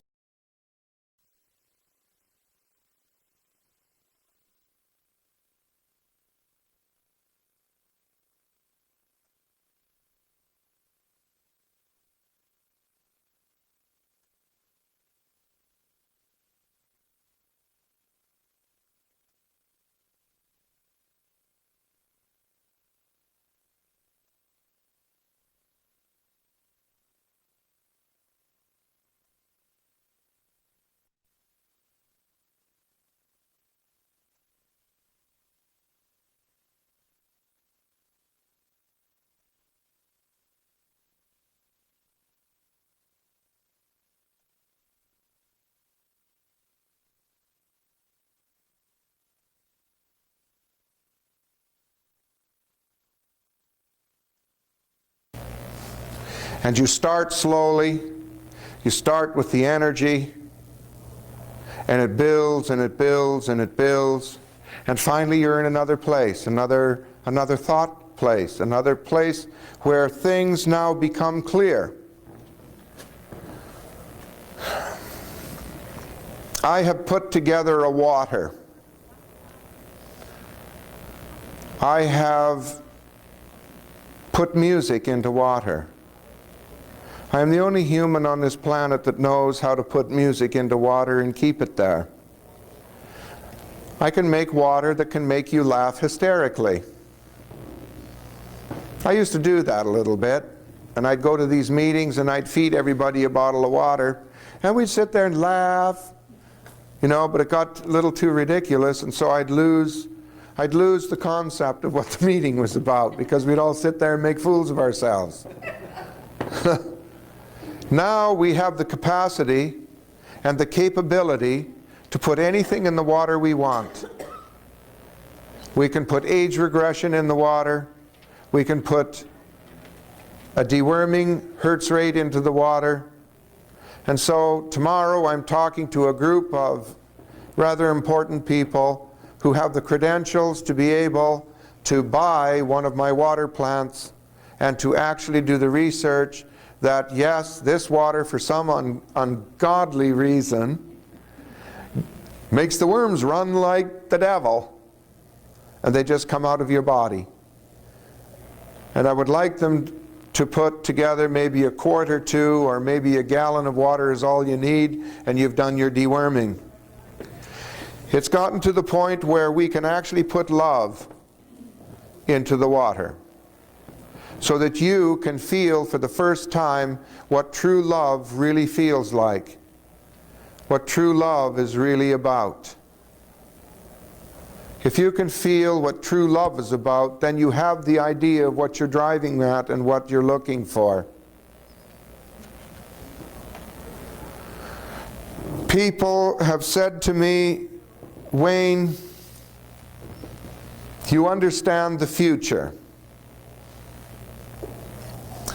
The future can change depending upon how many of you drink the water. You have the ability to change the reality of the future itself. And the future and all the predictions from now on, Nostradamus and all the predictions are going to change. They're already changing, so that the predictions of Nostradamus will not come true. It doesn't matter.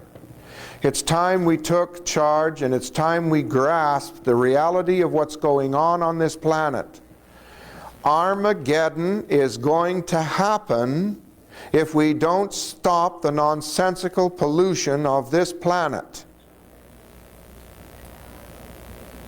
I was going into Denver, and here I'm coming into Denver, and the pilot says, there's not a cloud in the sky, the sun's shining beautifully, the temperature in Denver is 82 degrees, and it's fantastic, and we'll be on the ground in 8 minutes.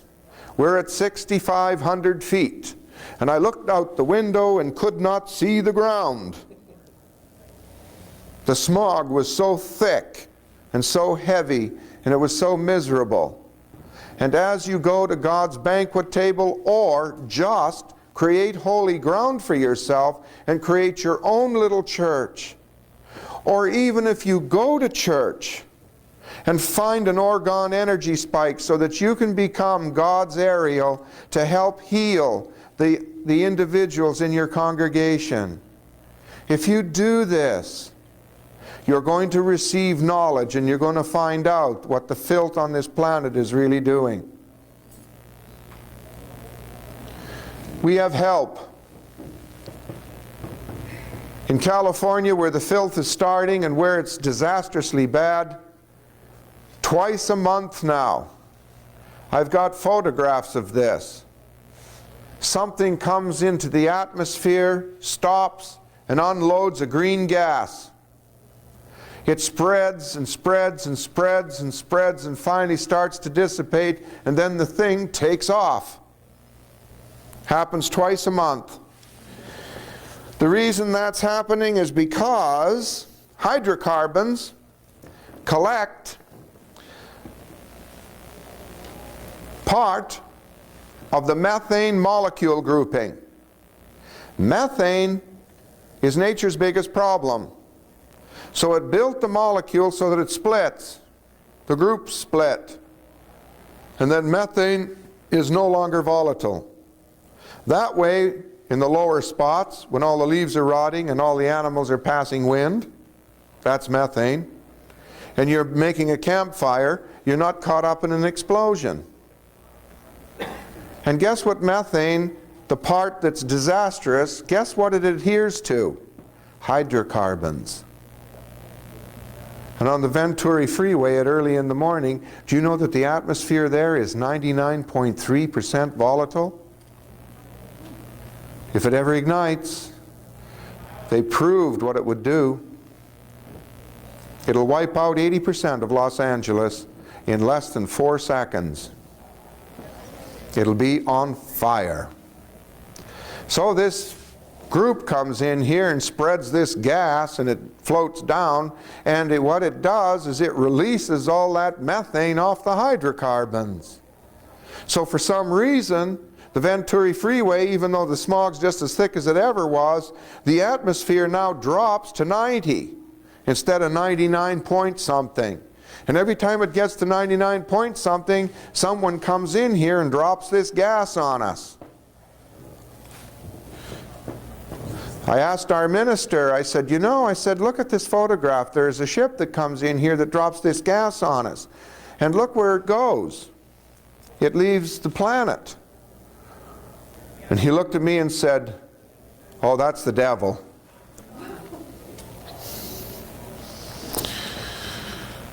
You can't help closed minds and narrow thinking. You just can't help it. They keep themselves from God's grandness because they're frightened. And just leave them alone. It's okay. Go to church, enjoy yourself, and be like that guy that came up to me and went, shh. You talk too much. He was right. So now when I go to church and enjoy the grandness of God's place, I sit there and I get part and parcel of the love that's part of the whole building, and I spread healing and do my thing, and then I sit and weep because the people are so ignorant and backward and don't want to understand what God is truly all about. It's a dilemma. The instruction I have given you is for each and every one of you to do, to try, and every one of you will receive benefits, all of you. Each and every one of you that like to go to church. Oh, by the way, the best churches to go to, there are some doozies where you can get incredible benefit. Think of this. Wild, Baptist, colored churches where the folks are all of the black part of the race of this world are the finest churches to go to. It is absolutely phenomenal. The next are the white groups that also are trying to get into the swing of things and let her all hang out. Those places, you can heal the people beautifully because they allow it. They want it to happen. They expect God to come into their very beings. And what an experience, because the more healing you do, the more God gives you. And pretty soon, your blue body starts to show. Well, that's when you get thrown out. Then because then fear sets in and you've scared everybody. But when that happens, you suddenly realize, hey, wow, this is incredible. This is really part and parcel of what's going on. This happened to me, look. My blue body stepped out, and as soon as that happens, you realize what that is. Now, if you want to understand the power that you are, here's what you do. Little test. Get yourself a piece of paper And each and every one of you have a very favorite color. So you get the crayons. Some of you have 2 or 3 favorite colors. Get 2 or 3 crayons and get a nice piece of paper about that big, and you write your name on the piece of paper. And around the name you write in different colors your name until you get the colors you all like and you get the pattern you like, and you really feel good about the colors on this piece of paper with your name on it. And you get one of the kids, or you get somebody, a friend, to take that piece of paper out into the back of the property and stick it on the fence somewhere. Just tape it there. And you get into your little temple in the house where the energy, orgone energy spike is, and you do your disciplines, and then you take a sleeping mask and put it on your face. And then you walk outside to the porch with a little help, and you start to do your breath, and you start to do your stuff to get to God's banquet table. And by the time you reach the bridge, don't leap. Pay attention to what's happening, and you will see a rainbow leave your chest. Ever seen the Care Bears? That's actually what happens. And where does the rainbow go? It goes right to your name, wherever it is on the fence. Follow the rainbow, and it takes you right to your name on the fence. And you pick it up and look at it. Boy, I tell you what, that is an experience, to realize that you've actually managed that. I'm so good at it, I can have somebody take it to my farm and stick it on a tree in the bush somewhere. And I can be totally blindfolded, I can feel all the trees, and I can go and get my name off a tree. These are little disciplines that you can do. And what it does is it allows you to understand that you're using the power of God to do these things in the future here, for what is truly going to happen and what we're demanding to happen because of all the filth we're throwing into this atmosphere. We are killing this planet. You're going to need all the help that you've got coming. Believe me. Just because the planet's going to roll over doesn't mean to say that Jesus is going to arrive. If you haven't deserved it, he won't arrive. I have a Bible that's 300, and I need some water very badly. It's on its way. Thank you. I need some of my water off the booth up front. It's called Silver Wayne water. I need a quart of it. Thank you.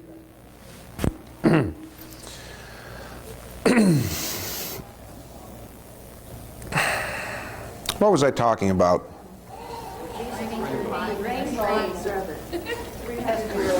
Oh yes, the Bible. I knew there was a reason I should forget that. Anyway, what I needed to do was find out what was going on with the Bible. I mean, you know, I'm a Christian, and you know, I go to church and I do all this stuff. I mean, I built a temple, and I brought my minister there to sprinkle the holy water around and baptize the place. And I've been told all the things you've been told, and we certainly know what they are. And I needed to find out what was going on with the Bible. So I went to God's banquet table to find the Bible. Well, it didn't take long for the Bible to appear. A man had it. It was a 350-year-old Bible, and it was written by Martin Luther. And it was 10 years after his imprisonment. And there's Martin Luther, and I've got this Bible, and lo and behold, in the Bible, there are 26 books that have been taken out of that Bible. Thank you. Both kinds. Both kinds. Both kinds? Oh. Thank you. There's 26 books or 28 books removed from the Bible. And the reason that Martin Luther ran into all the problem with the Catholic Church over this Bible is because the Catholic Church decided they needed money, and so they'd have a sale on tickets to heaven. That's what caused this. They were going to have a sale on tickets to heaven, and they made it so that the peasants could probably buy 4 or 5 of them. So when you were dying, you could clutch your tickets, and the priest would do the stuff and splash you with holy water, and away you went. And boy, you were going to get in for sure because you had 3 tickets to heaven. And they weren't very expensive either. And Martin Luther said, hold it. Now you hold it.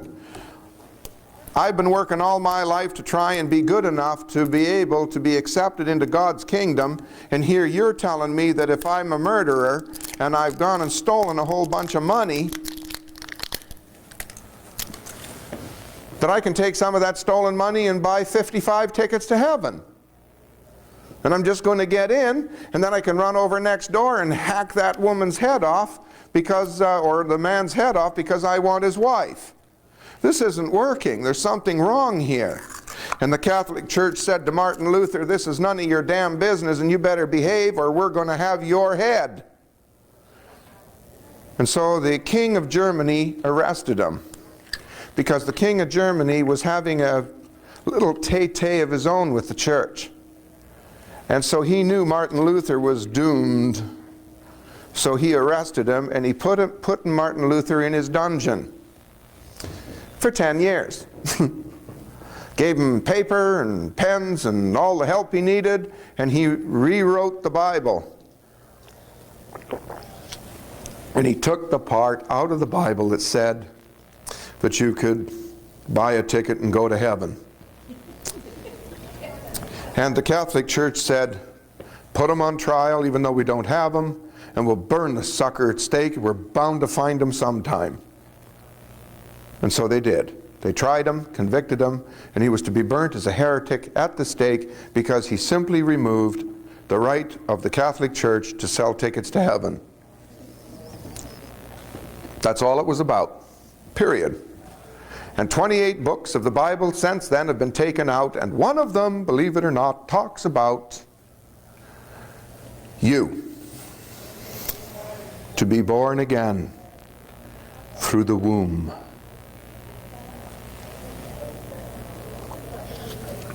Another part in another book talks about, and God came down and entered man, so that God would be, or man would be, God.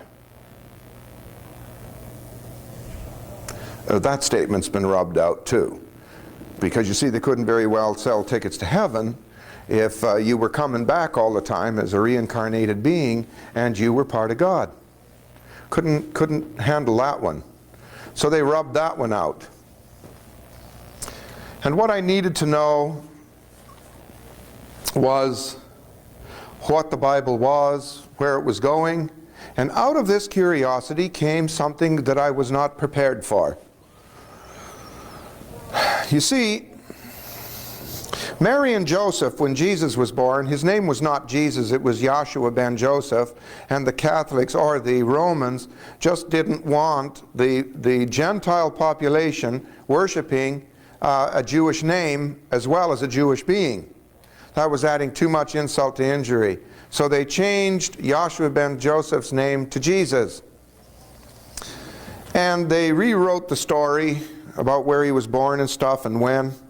And but the problem that Mary and Joseph had was this little being was born speaking. He would lay in his crib at 1 and 2 months old and have conversations with his mother. And so the rabbis were having an extremely difficult time with this because the swaddling cloth that he was in, when people held it that were sick, they were healed. There was a wonderful power here. Now, what you don't understand is the superstition of the day. The superstition of the day is written in to the recorded writings of the childhood of Jesus, and it's pretty serious stuff. It's no wonder they didn't want you to read it. It's far more serious than you could ever dream. The superstition of the day was written into a whole pile of papers that made it through a fire, and parts of the papers were burnt. And would you believe that these papers make up the whole New Testament? The only difference is that the books in the New Testament, they left out all the miracles. Because believe me, Mary and Joseph had to escape for their lives from the rabbis who wanted to stone them to death and kill this child Jesus. Because you see, the child Jesus had incredible power. And one time a boy came running around the corner of a building and ran right into Jesus and knocked him down. And Jesus jumped up and killed him on the spot. Mary and Joseph had to flee for their lives over that.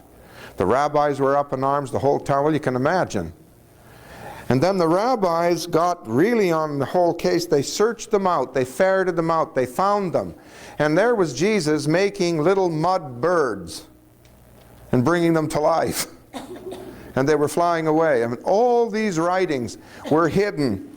They were hidden for years and years and years, and the Romans did everything they could to slaughter all of Jesus' disciples, and they did. They went to war with them, and they ferreted them out all over the land, and they looked and looked and looked for copies that were written of the actual recorded writings, not though somebody sat down and did it. They were from the rabbis complaining. The rabbis could write, and they were writing these letters. This is what this kid Jesus did. He's destroying the Sabbath. And they were letters of terrible complaint. Now I imagine part of it was superstition and not total fact, but the issue is they were the stories of at least 10 years of this child's life. Now a king created a whole kerfuffle. He hired Jesus' father to build a throne for him to sit in one of his other places. And it was a pretty elaborate affair, and it took 2 years for the carpenter to do his job.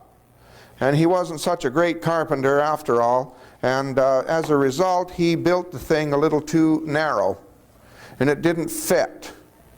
And the king threw a fit. And so he wouldn't pay Joseph. And Joseph had borrowed heavily in order to be able to keep his family alive while he was finishing the job so he could get paid. And the king was thinking of throwing him in prison.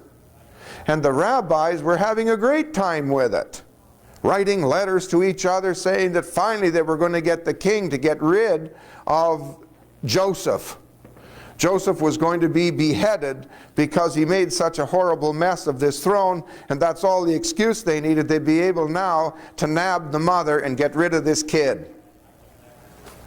And the child, who was then I think 11 or 10, took his father to go have a look at the throne.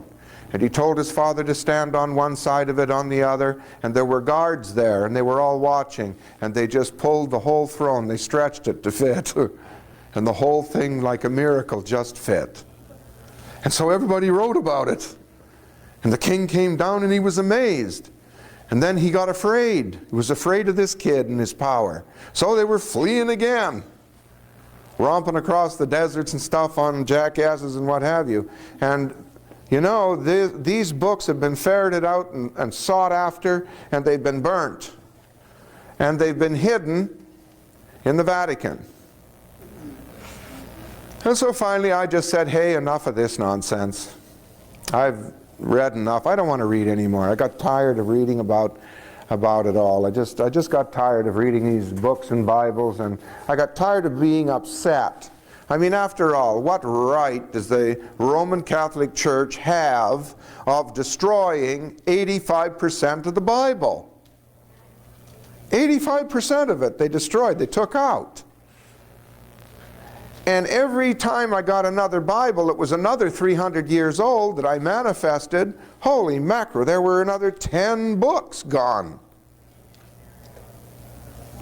And all this stuff rewritten. And then you read the New Testament, and the New Testament 300 years prior to that is totally different than the New Testament here. I mean, totally different. They changed the stories altogether because, well, it meant that you were God, part of God. You had the power. You were an aerial. You can put your foot on an orgone energy spike, and if everybody sings, you can open up to the power of God to heal the congregation.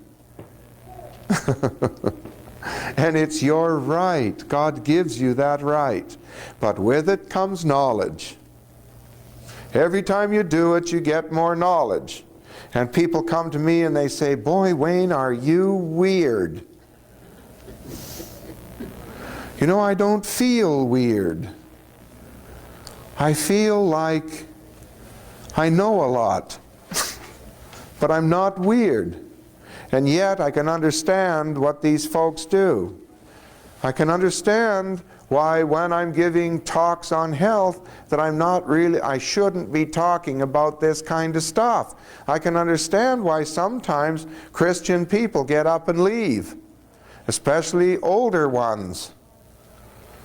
I can understand why when my mother could no longer walk because she had to have a knee replaced and the surgery went badly, so she was crippled.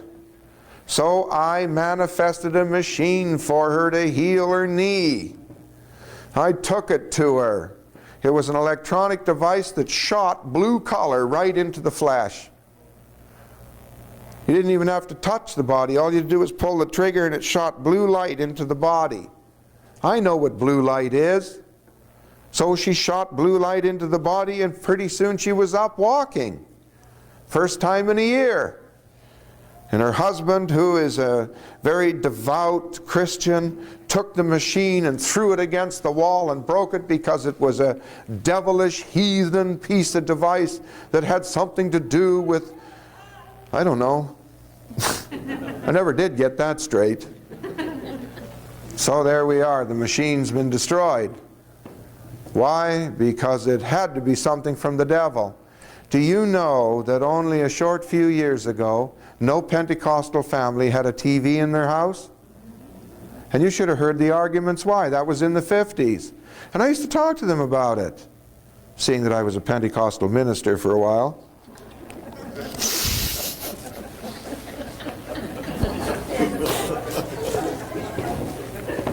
I even had my own tent. I was competing against Oral Roberts. Almighty God, our Heavenly Father, we've erred and strayed from thy ways like lost sheep.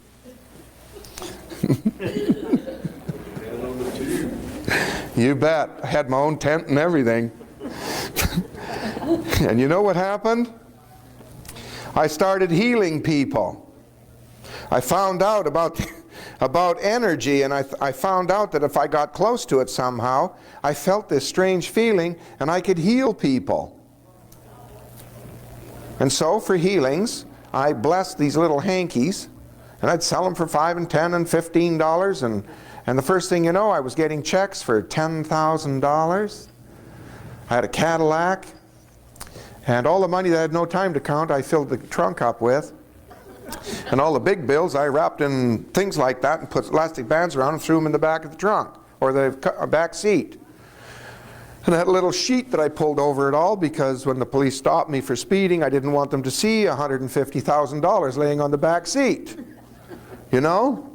And I'd go to a new town with my tent and my entourage, and I'd tell the ministers, I'd say, well, whatever you do, get all the ladies whose husbands have run off on them, or whose husbands are sick and they can't work, and they're on welfare or broke. Bring those ladies first. And they'd always bring 5 or 10 women, and I'd say, great. And I'd say, come on over to the trunk, and I'd open it up and just fill their bags full of cash. It was a way to empty the trunk somewhat, because I knew this service was going to fill it up again. And then it happened. A little lady in a wheelchair came up for me to lay my hands on her and use the power of God to heal her. And when I walked to the edge of the stage about like this, she had her little crippled hand up, and a bolt of lightning came through the bloody roof and hit me in the side of the head, and I fell right on her. And we crashed to the floor, and she's laying there struggling, and she leaped up and said, "You're crazy," and ran out. And left me laying there dazed and crawling around like a fool.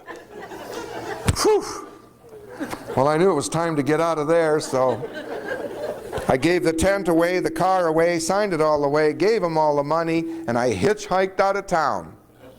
So you see, it made an impression. When you ask, you receive, and you've got to do it with emotional honesty. This has to be emotional honesty. That's why when I put music in water and we sell the water, I don't really do advertising campaigns and stuff. That's not where it's at. When we did the deworming program and set it out for you, it's not to be advertised on TV and radio and all this stuff. You've got to do word of mouth. You've got to try it and know that it works. The diabetics that have been healed tell other diabetics. This is what it's all about. And this is the power that's available to all of you, and this is the energy. This is where it's at. And all you do is evolve, and when you can finally handle the information God gives you, whew, excuse me, the funny thing is it becomes commonplace somehow. And so this information, well, it's there, but you know, when you mention it, I said a couple things to a hitchhiker one time that got in my car, and you know what he said? "Would you pull over? I got to get the hell out of here." I couldn't believe it. So I pulled over, and he got out, and he looked at me as he slammed the door and said, "You's damn crazy." And slammed the door, and I drove off. I was truly embarrassed. And I give every hitchhiker $5, he wouldn't even take it. Made an impression, huh? So you see, I remembered that man.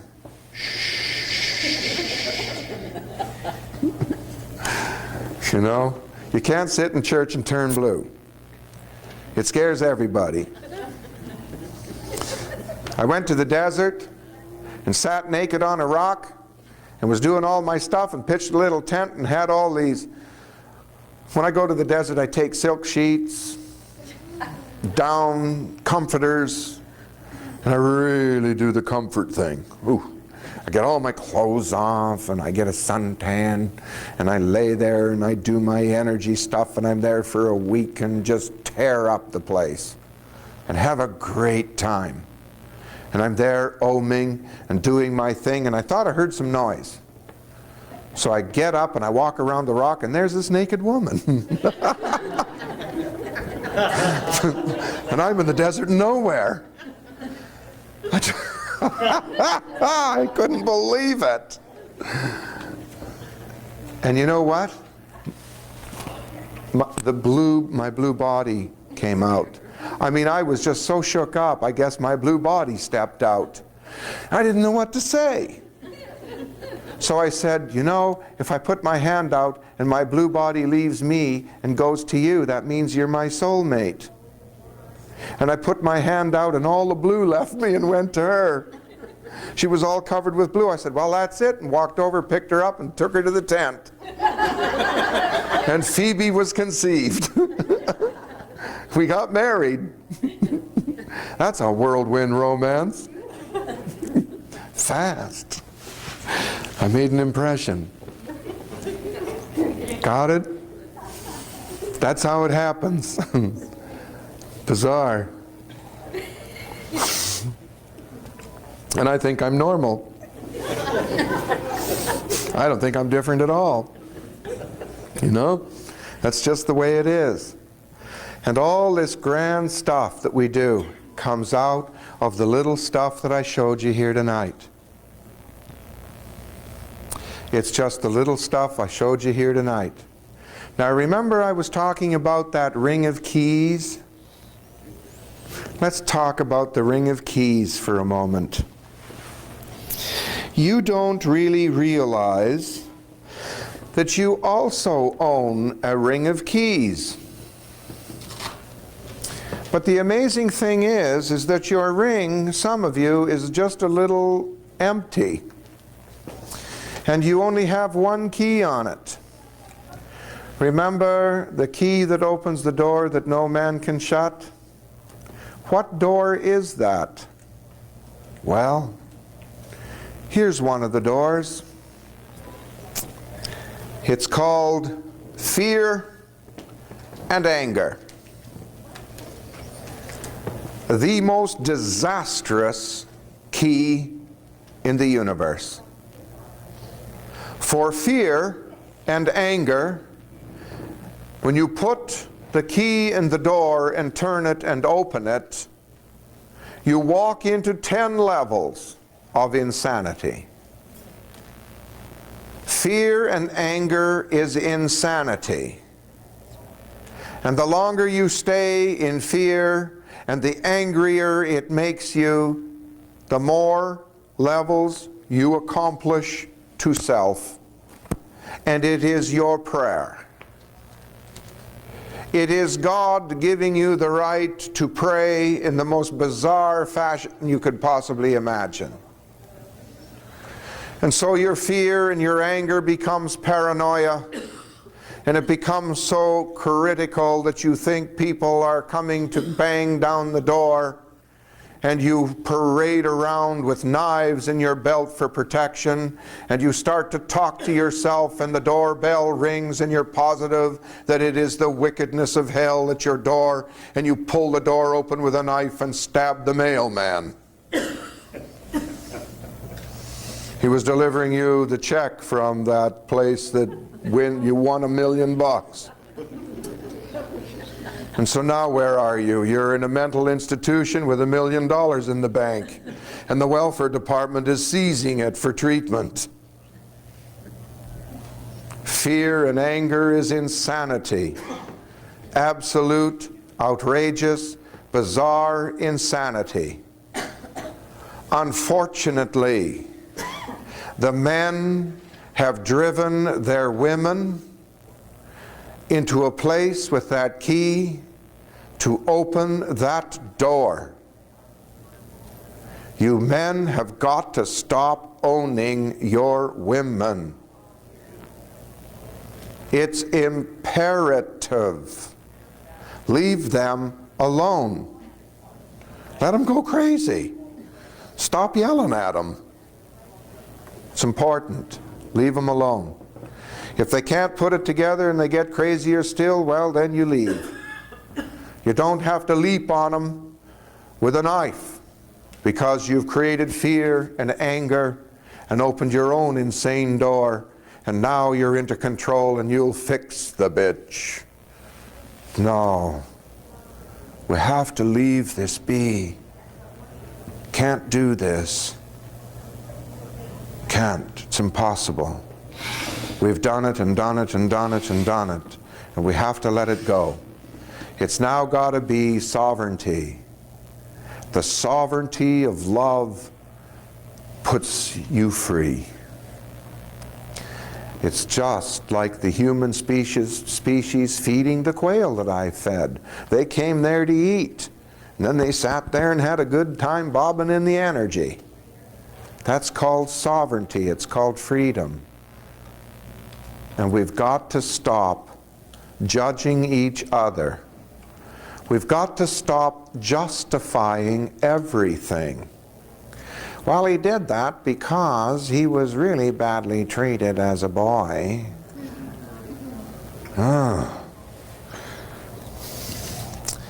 I am truly free. My mother was 13 when I was born. My father believed that mother was right even if she was wrong. She was badly abused as a child, and she'd pick me up and throw me against the wall and I'd pass out. I'm not angry. It made me free. So I phoned her and I thanked her. I said, "Mother, you have no idea what you did for me. It finally created in my heart total freedom. Every place I am is home. I can go anywhere on the planet and create home. I create an Oregon energy spot and I sit and I do all the stuff I do, and it's home. It's called sovereignty. I am always a millionaire. Even when the FDA walked in, destroyed my algae farm because Dr. Sanderson inadvertently found a cure for arthritis with an enzyme that he took out of the algae. And even though they took the whole $7 million in a week, I lost the farm, 2,000 acres of paid farm. And we were forced out. I lost everything. I'm still a millionaire. I feel like it, and so everything I touch turns to gold. Everything. Money isn't a problem. It just isn't. People broke in, they stole $5,000. Well, it happened. I didn't call the police and make a big scene about it. I didn't do my stuff and rant and rave and go crazy. I bought Nikola Tesla's original time machine, second unit that he built. I was ready to set it up, go into operation and do my thing. I have all the glass, all the precious glass from the 1800s for that device. Yesterday, someone stole it. I didn't know what to do. So I went upstairs, I sat on the bed, I created through an Oregon energy spike, and guess what? I found another original. The only thing missing is the glass. In one day. See? And the one I bought anyway will be returned. Who knows what it is? And besides, they can't ever run it.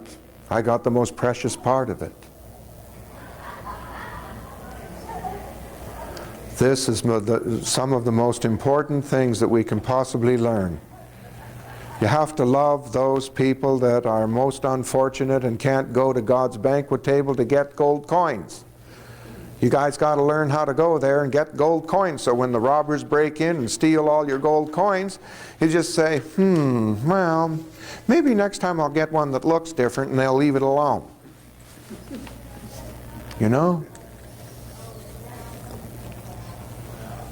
We needed property.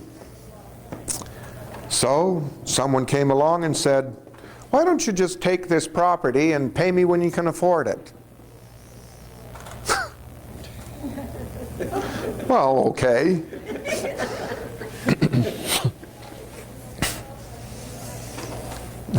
That's pretty much what happened, isn't it? Pretty much. The people around me, they like to be around me. You know what they say? This man is the wildest manifester I've ever seen. He just thinks of something and it just happens. And that's the way it's supposed to happen.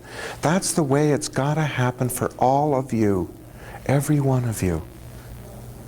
And some of you do not know how close you are. You're there. You're right there. All you have to do is know and stop being like me. I'm from Missouri. Don't be. All of the special points. The Bible is no different. It just keeps being updated and changed so that it fits the way you think and talk. And they've lost all these meanings. It's time to go to God's banquet table and understand what is going on. It's time to go. This is now, you've lost the meaning of the joke. You've lost the meaning of the humor. The only thing left intact in the Bible is the book of Revelation, because no one really understands it, and all the predictions. And what do Christians say? Well, the book has to be all true because, boy, the predictions have sure happened. Well, of course they have. No fool is going to remove the predictions out of a book. When he takes out 50 books of the Bible, he removes half of it. I mean, do you realize the books of the Bible, some of them were in excess of 800 pages. How many pages is this Bible? It used to be a whole library. This Bible now is knocked down to what? 420 pages or something? Whatever it is, 380 pages? 1,000?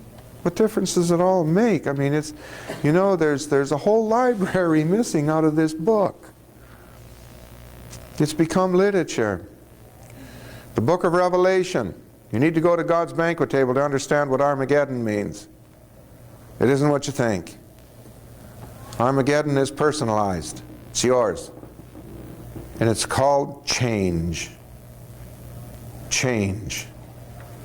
And look how they've done it up. I mean, it's getting bizarre. So, I mean, it's time for you to learn the truth, and God doesn't need anything written down. He needs you. He needs you through prayer, through honesty and through emotion. He needs you through prayer.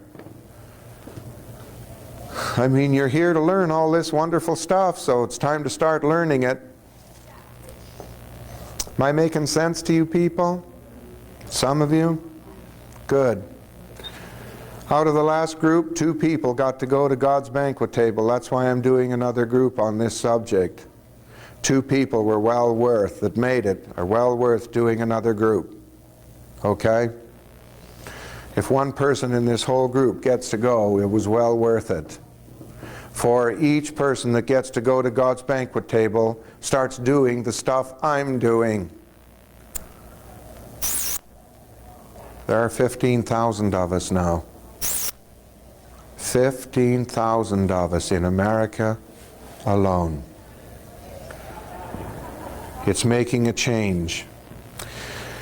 So, when I go to God's banquet table now, I need to help heal this planet. So in the next month, you'll be able to buy a gasoline device that I invented that doubles your gas mileage. And with it, you can get a free blueprint that will double it again. All you have to do is take the blueprint to a machine shop and let them build it for you. Take it to a mechanic. There's full instructions on how to install it. He'll install it. And there you are. Simple stuff. And the stuff that comes out of the tailpipe is called water. And you can breathe it. When I've sold enough of them and I'm done, I've been paid properly for my work and my effort, I'm going to give the whole project to the Crips and the Bloods. You know why? They're selling drugs to our kids for the CIA to make money. They'll make $20 billion selling this gas device, and they got guns. Nobody's going to stop them. And they want respectability? Well, let them sell a gas device. So if they stop selling guns and they stop selling drugs, because they won't have to, respectability's around the corner, because with $30 billion, that's called respectability in America. When you got $30 billion and it's spread out among all your members and you're all driving limos with a chauffeur and you're living in the big house, I'm also going to give them the knowledge that they need to see to it that you can write to your tax department and they will give you permission never to be taxed. Did you know that was available? Yes. The Rockefellers do. It's in their book of rules and regulations. If you fill out a special number and create a trust, with that special number, you write to them and say, I want permission from you to give me all the money that I make never to be taxed under this number. And they write you back and say, permission granted. All money that's ever made under that tax, under that number, will never be taxed. And there you are. You're done. No taxes. That's what Boeing does. Boeing has made $73 trillion. They have never paid $1 tax. Never. And it's time you people started to learn these things, to say, hey, why should the burden of the entire country be on your back when all they have to do is charge just a general 5%, and the national debt would be paid in 2 years? Period. They don't have to tax you. You have enough trouble raising kids. That's taxing enough.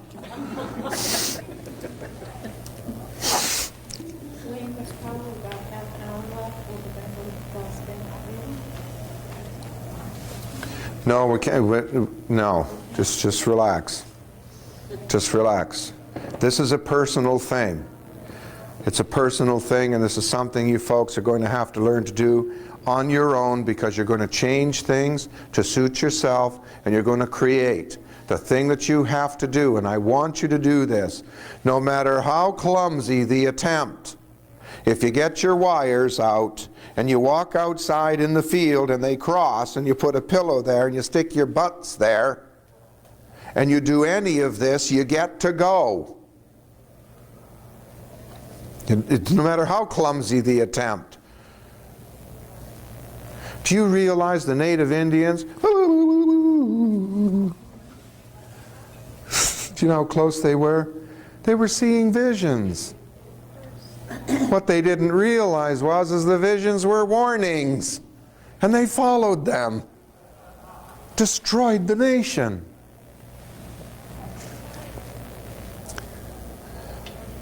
They were capable of doing the same thing that the folks on Easter Island did. Do you know that all those monolith things on Easter Island, there was a whole population of individuals there that nobody knows where they are, what they did, or what happened? When the Roman legions and the Catholic Church sailed onto Easter Island, at the foot of each monolith were instructions carved in stone for each month of the year for the individuals, and each week of each month. And the instructions were carved in stone on how you could do these disciplines and how you could leave this planet like they did. It's the only group en masse that did. And guess what? They're back here to help us in our time of need and Armageddon. And when you sit your butt on a pillow and sit on an orgone energy spike, they'll help. They're here. In another dimension, mind you, but they're here. And the more you do of this, when you look at a tree and you can see the color, don't forget to look up. You'll be amazed. There's not even any parking space left. They're here to watch. We are the most interesting that you could possibly imagine. Why are they interested in us? Because we have destroyed this planet, and what we've done no one else has ever done. And as a result, the planet's about to vomit. Some of us will survive on it, some of us won't, some of us will get to leave before it happens. And the planet will walk itself into a place of healing, which is called the fourth dimension. And they want to watch what you do with your belief systems when all of a sudden the body vanishes and you're here, racing around, screaming for protection. They want to watch. It's going to be, they think, the funniest thing that the universe has ever seen. You won't think it's so funny, but they sure do, and they want to, and they want to watch. They're here to watch. Some of them are here to harvest. Some of them are here to protect, and there's a great argument going on. No, no, no, you're not going to harvest this. You're going to leave these be. And the argument is, but you don't look like this. You look totally different. So what difference does it make if they harvest this body? No, let them be alone, let them do their stuff. I mean, all this stuff's going on. There is going to be a war. And it's going to be a white light war. And these are knowledgeable things that you need to come to grips with on your own. You need to be able to sit in a place that is called a temple so that you can realize what's going on. You need to be able to come to the conclusions and to see what's happening so that you know what to do. And you can only do that by going to God's banquet table or getting close or opening up the energy spots and being something else. Then you get the knowledge, and the knowledge comes through, and you're simply told all the marvelous, wonderful things that are happening, and you'll see it. It becomes obvious. And there you are. All right? That's the way this works. And you don't have to read anything. Remember this always. The mind is a jungle. And when you walk in there, there's a wall with some machetes on it. And one guy walked in and saw the machetes and took one, and he carved a path through the jungle for himself. He carved a path. And then he wrote a book about it. And he said, you know what we ought to do? This path is so dramatic and this was so incredible that what we'll do is we'll make a building, and we'll sit all our children down in the building and we'll tell them this story. And then they can follow it, and then it'll make life easier for them. And so nobody ever carved a new path. It became what's called education. And you lost your way. Every single person has his own path to carve. Every single person has to carve his own path. My knowledge and my path is for me.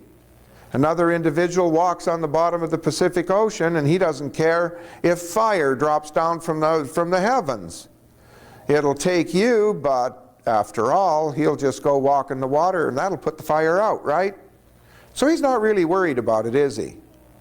When the fire drops down from the heaven, if that's what's going to happen, he'll just go into the water and it'll fizzle out. When it's over, he'll come out and everything will be fine. He'll be his same old self. See? It's all a point of view.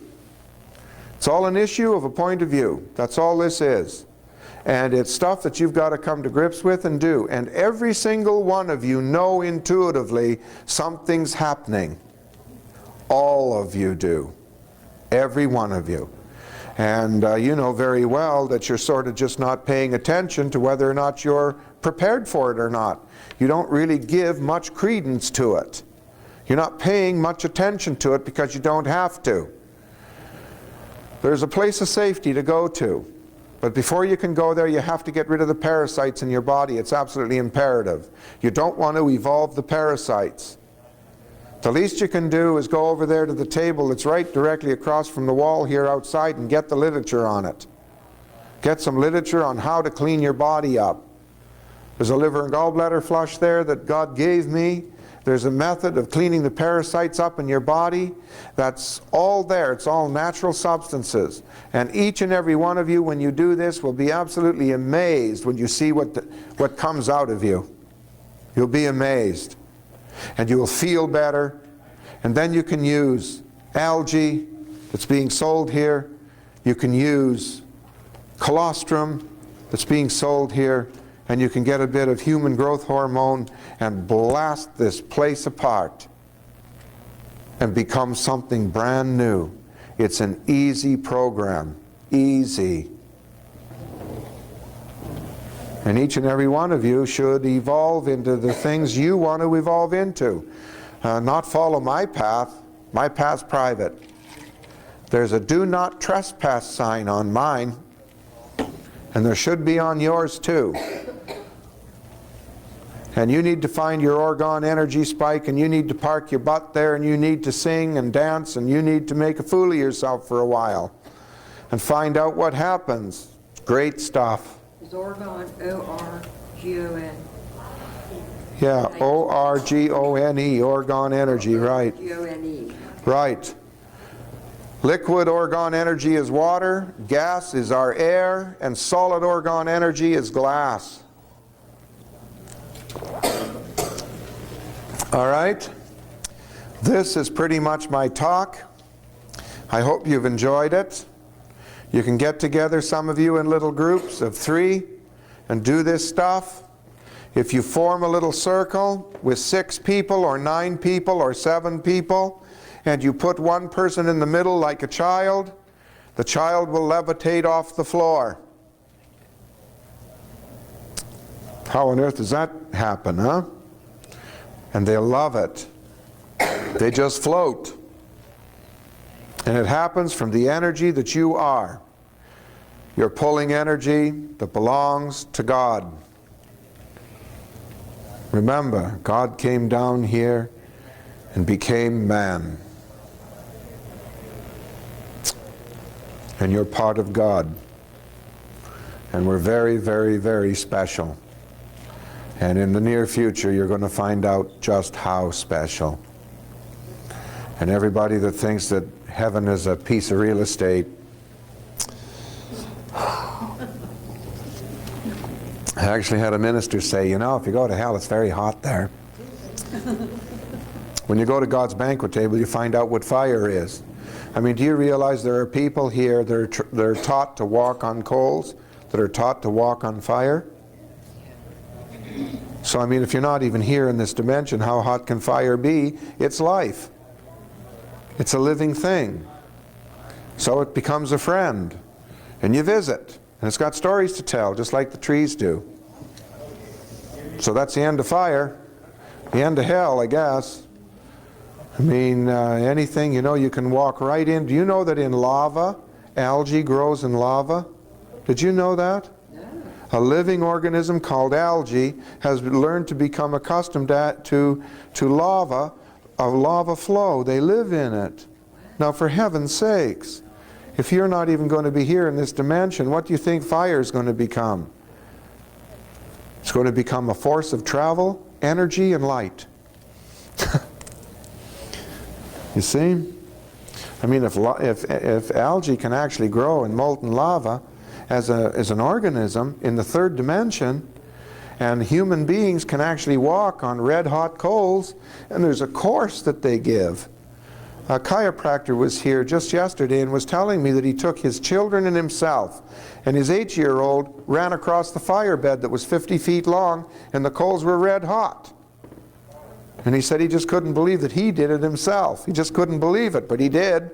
And he said, I wasn't burned. He said, it's the most amazing thing I've ever seen. And of course, when his wife found out, you know, she just absolutely had a fit. How could you do that? What if he'd been burnt? You see? Fear. And then anger. What level of insanity was she at? 1 or 2 or 3? What happens when you get to 8 or 9? 10? Wow. Take it easy, folks. Have a wonderful, wonderful time. Do a little energy work. Get rid of the parasites. Get them out of your body. That's half the battle. And when you're there, you're there. And you'll have a wonderful time. Go to church, find an orgone energy spike before the service, sit there and stick your foot in it. Okay? And remember, folks, the folks that are in there, they deserve a healing. Give them a healing and love. Let the energy flow through your heart chakra to everybody. Let it flow freely. And watch what God does for you. God returns it tenfold, and you'll have to sit down. Oh, just from that.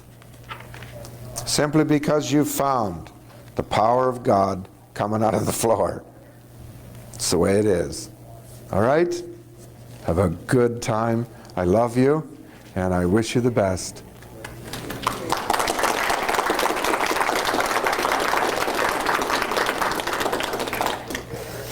Will there be a way to find out about getting your device for the car? Yes, the fellow that put this whole program on, Gene Stone? yes, he'll be handling the device first, probably. I'm just doing it so that you can make sure that on your motor home you can get 40 miles to the gallon. Yes? Mr. Bartley said about the hangers, he said don't use hangers in plastic. Is that what you said? Don't use what? You said something about plastic in regard to the hangers. Oh, they can be plastic coated. They can have, yeah, they can What have was it you plastic said on about them. the plastic and the hangers? Metal is As long as better. they're metal. Better without. Oh, the hangers, just so long as they're metal. I didn't know what in heaven's name you were talking about. I thought you were talking about the gas device. You said they can be metal, they can have plastic, but it's better to have regular metal. Yeah, regular metal coat hangers probably work the best. If there's a little plastic coating on them, well, so what? Yeah. But I mean, try the metal ones. They got lots of metal ones, you know? Yeah, you can get I was them. getting the cart when you said that. Besides, if you only got one metal hanger, you just hang it in the closet, and the next morning it reproduces, and there's 8 of them. What? Pendulums really don't work, honey. They no. Do the coat hangers. Pendulums. Pendulums are bizarre. They really are bizarre. And look at what we're trying to do here is get some honest, sort of godly reaction and honest stuff using the power of God. And when you start using pendulums and stuff like this, there's more than just you there. And all kinds of other beings and things are mucking with you. It's time to be going to God's banquet table alone. You know, I don't listen to channels. I don't channel the stuff. I go to God's banquet table, and this dot becomes what I went for. And I look at it, and it's up to me whether I want to grab it and bring it home or leave it. I don't allow other entities to come through me. I don't think that that's a good idea. You know? Personal opinion here, but Do you straighten that wire out completely, or do you bend it? you bend it at the end so it fits in your hand. Like a dowser. Yeah. By the way, some of you will be so good at it, you'll be able to find water, and then you'll be able to stand there and ask how deep it is, and it'll nod like this, and it'll tell you how deep it is. You know? Up in Kentucky, I know a couple of thousands. Yeah, some of them are real good. Real good. It's kind of fun. How did you get the gold coin to come into reality? I didn't eject it into reality from Herderson. You have to eject it forcefully into reality. You don't have to. You just, I eject you into reality. You eject it. And it happens. And then you just, wow, you're back. And you're kind of wowed by it all. You watch, when you do this the first time, it takes a little bit getting used to. The power of God is pretty wild, you know. I mean, look at some ministers. They pray to God to give them a sign. God did to them what he did to me. He hit me with a bolt on whatever it was. And I fell off the stage into that wheelchair lady. You know how many ministers have you met who've had the same thing happen to them and laid prone on the church floor for a whole day? You know, we've all heard of stories like this. They asked God for information, and God gave it to them. Here it is. Whack! You know? And you know what? They immediately picked up the book and started reading. I mean, you know, now's the time to say, well, God, I mean, you know, do I need this book? Do I need anything? I mean, if the power's that great, God will say, no, come here. Get over here. And come on to my place and have a look, and I'll let you learn some stuff there. And pretty soon, just for yourself, you're writing your own novel. Not to show anybody else, for yourself. Okay? Sport? Can we get a copy of the video? Yeah. I think they're going to sell it for a few bucks. I don't know. I've never seen a copy of my video. I don't really pay attention. Get on with new stuff. Oh, I'm glad. I'm glad.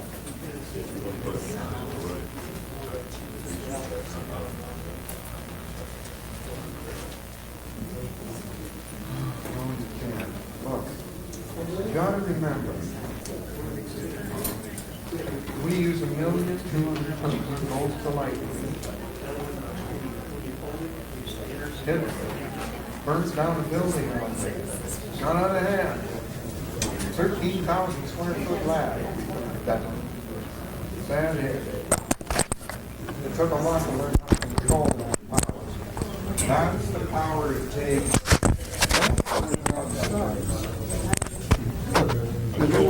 Yes, I do. And you know, water, when it's struck by lightning, water changes. And natural lightning are all the harmonic levels of 88 keys on the piano. As soon as the water touches the ground, it subverts it. And it changes it. So if you're walking around with your mouth hanging open and water's falling in, you're going to do some wonderful things. So what we do is we make lightning by controlling the lightning, the hertz rate in the lightning. And as a result, the water's doing incredible things.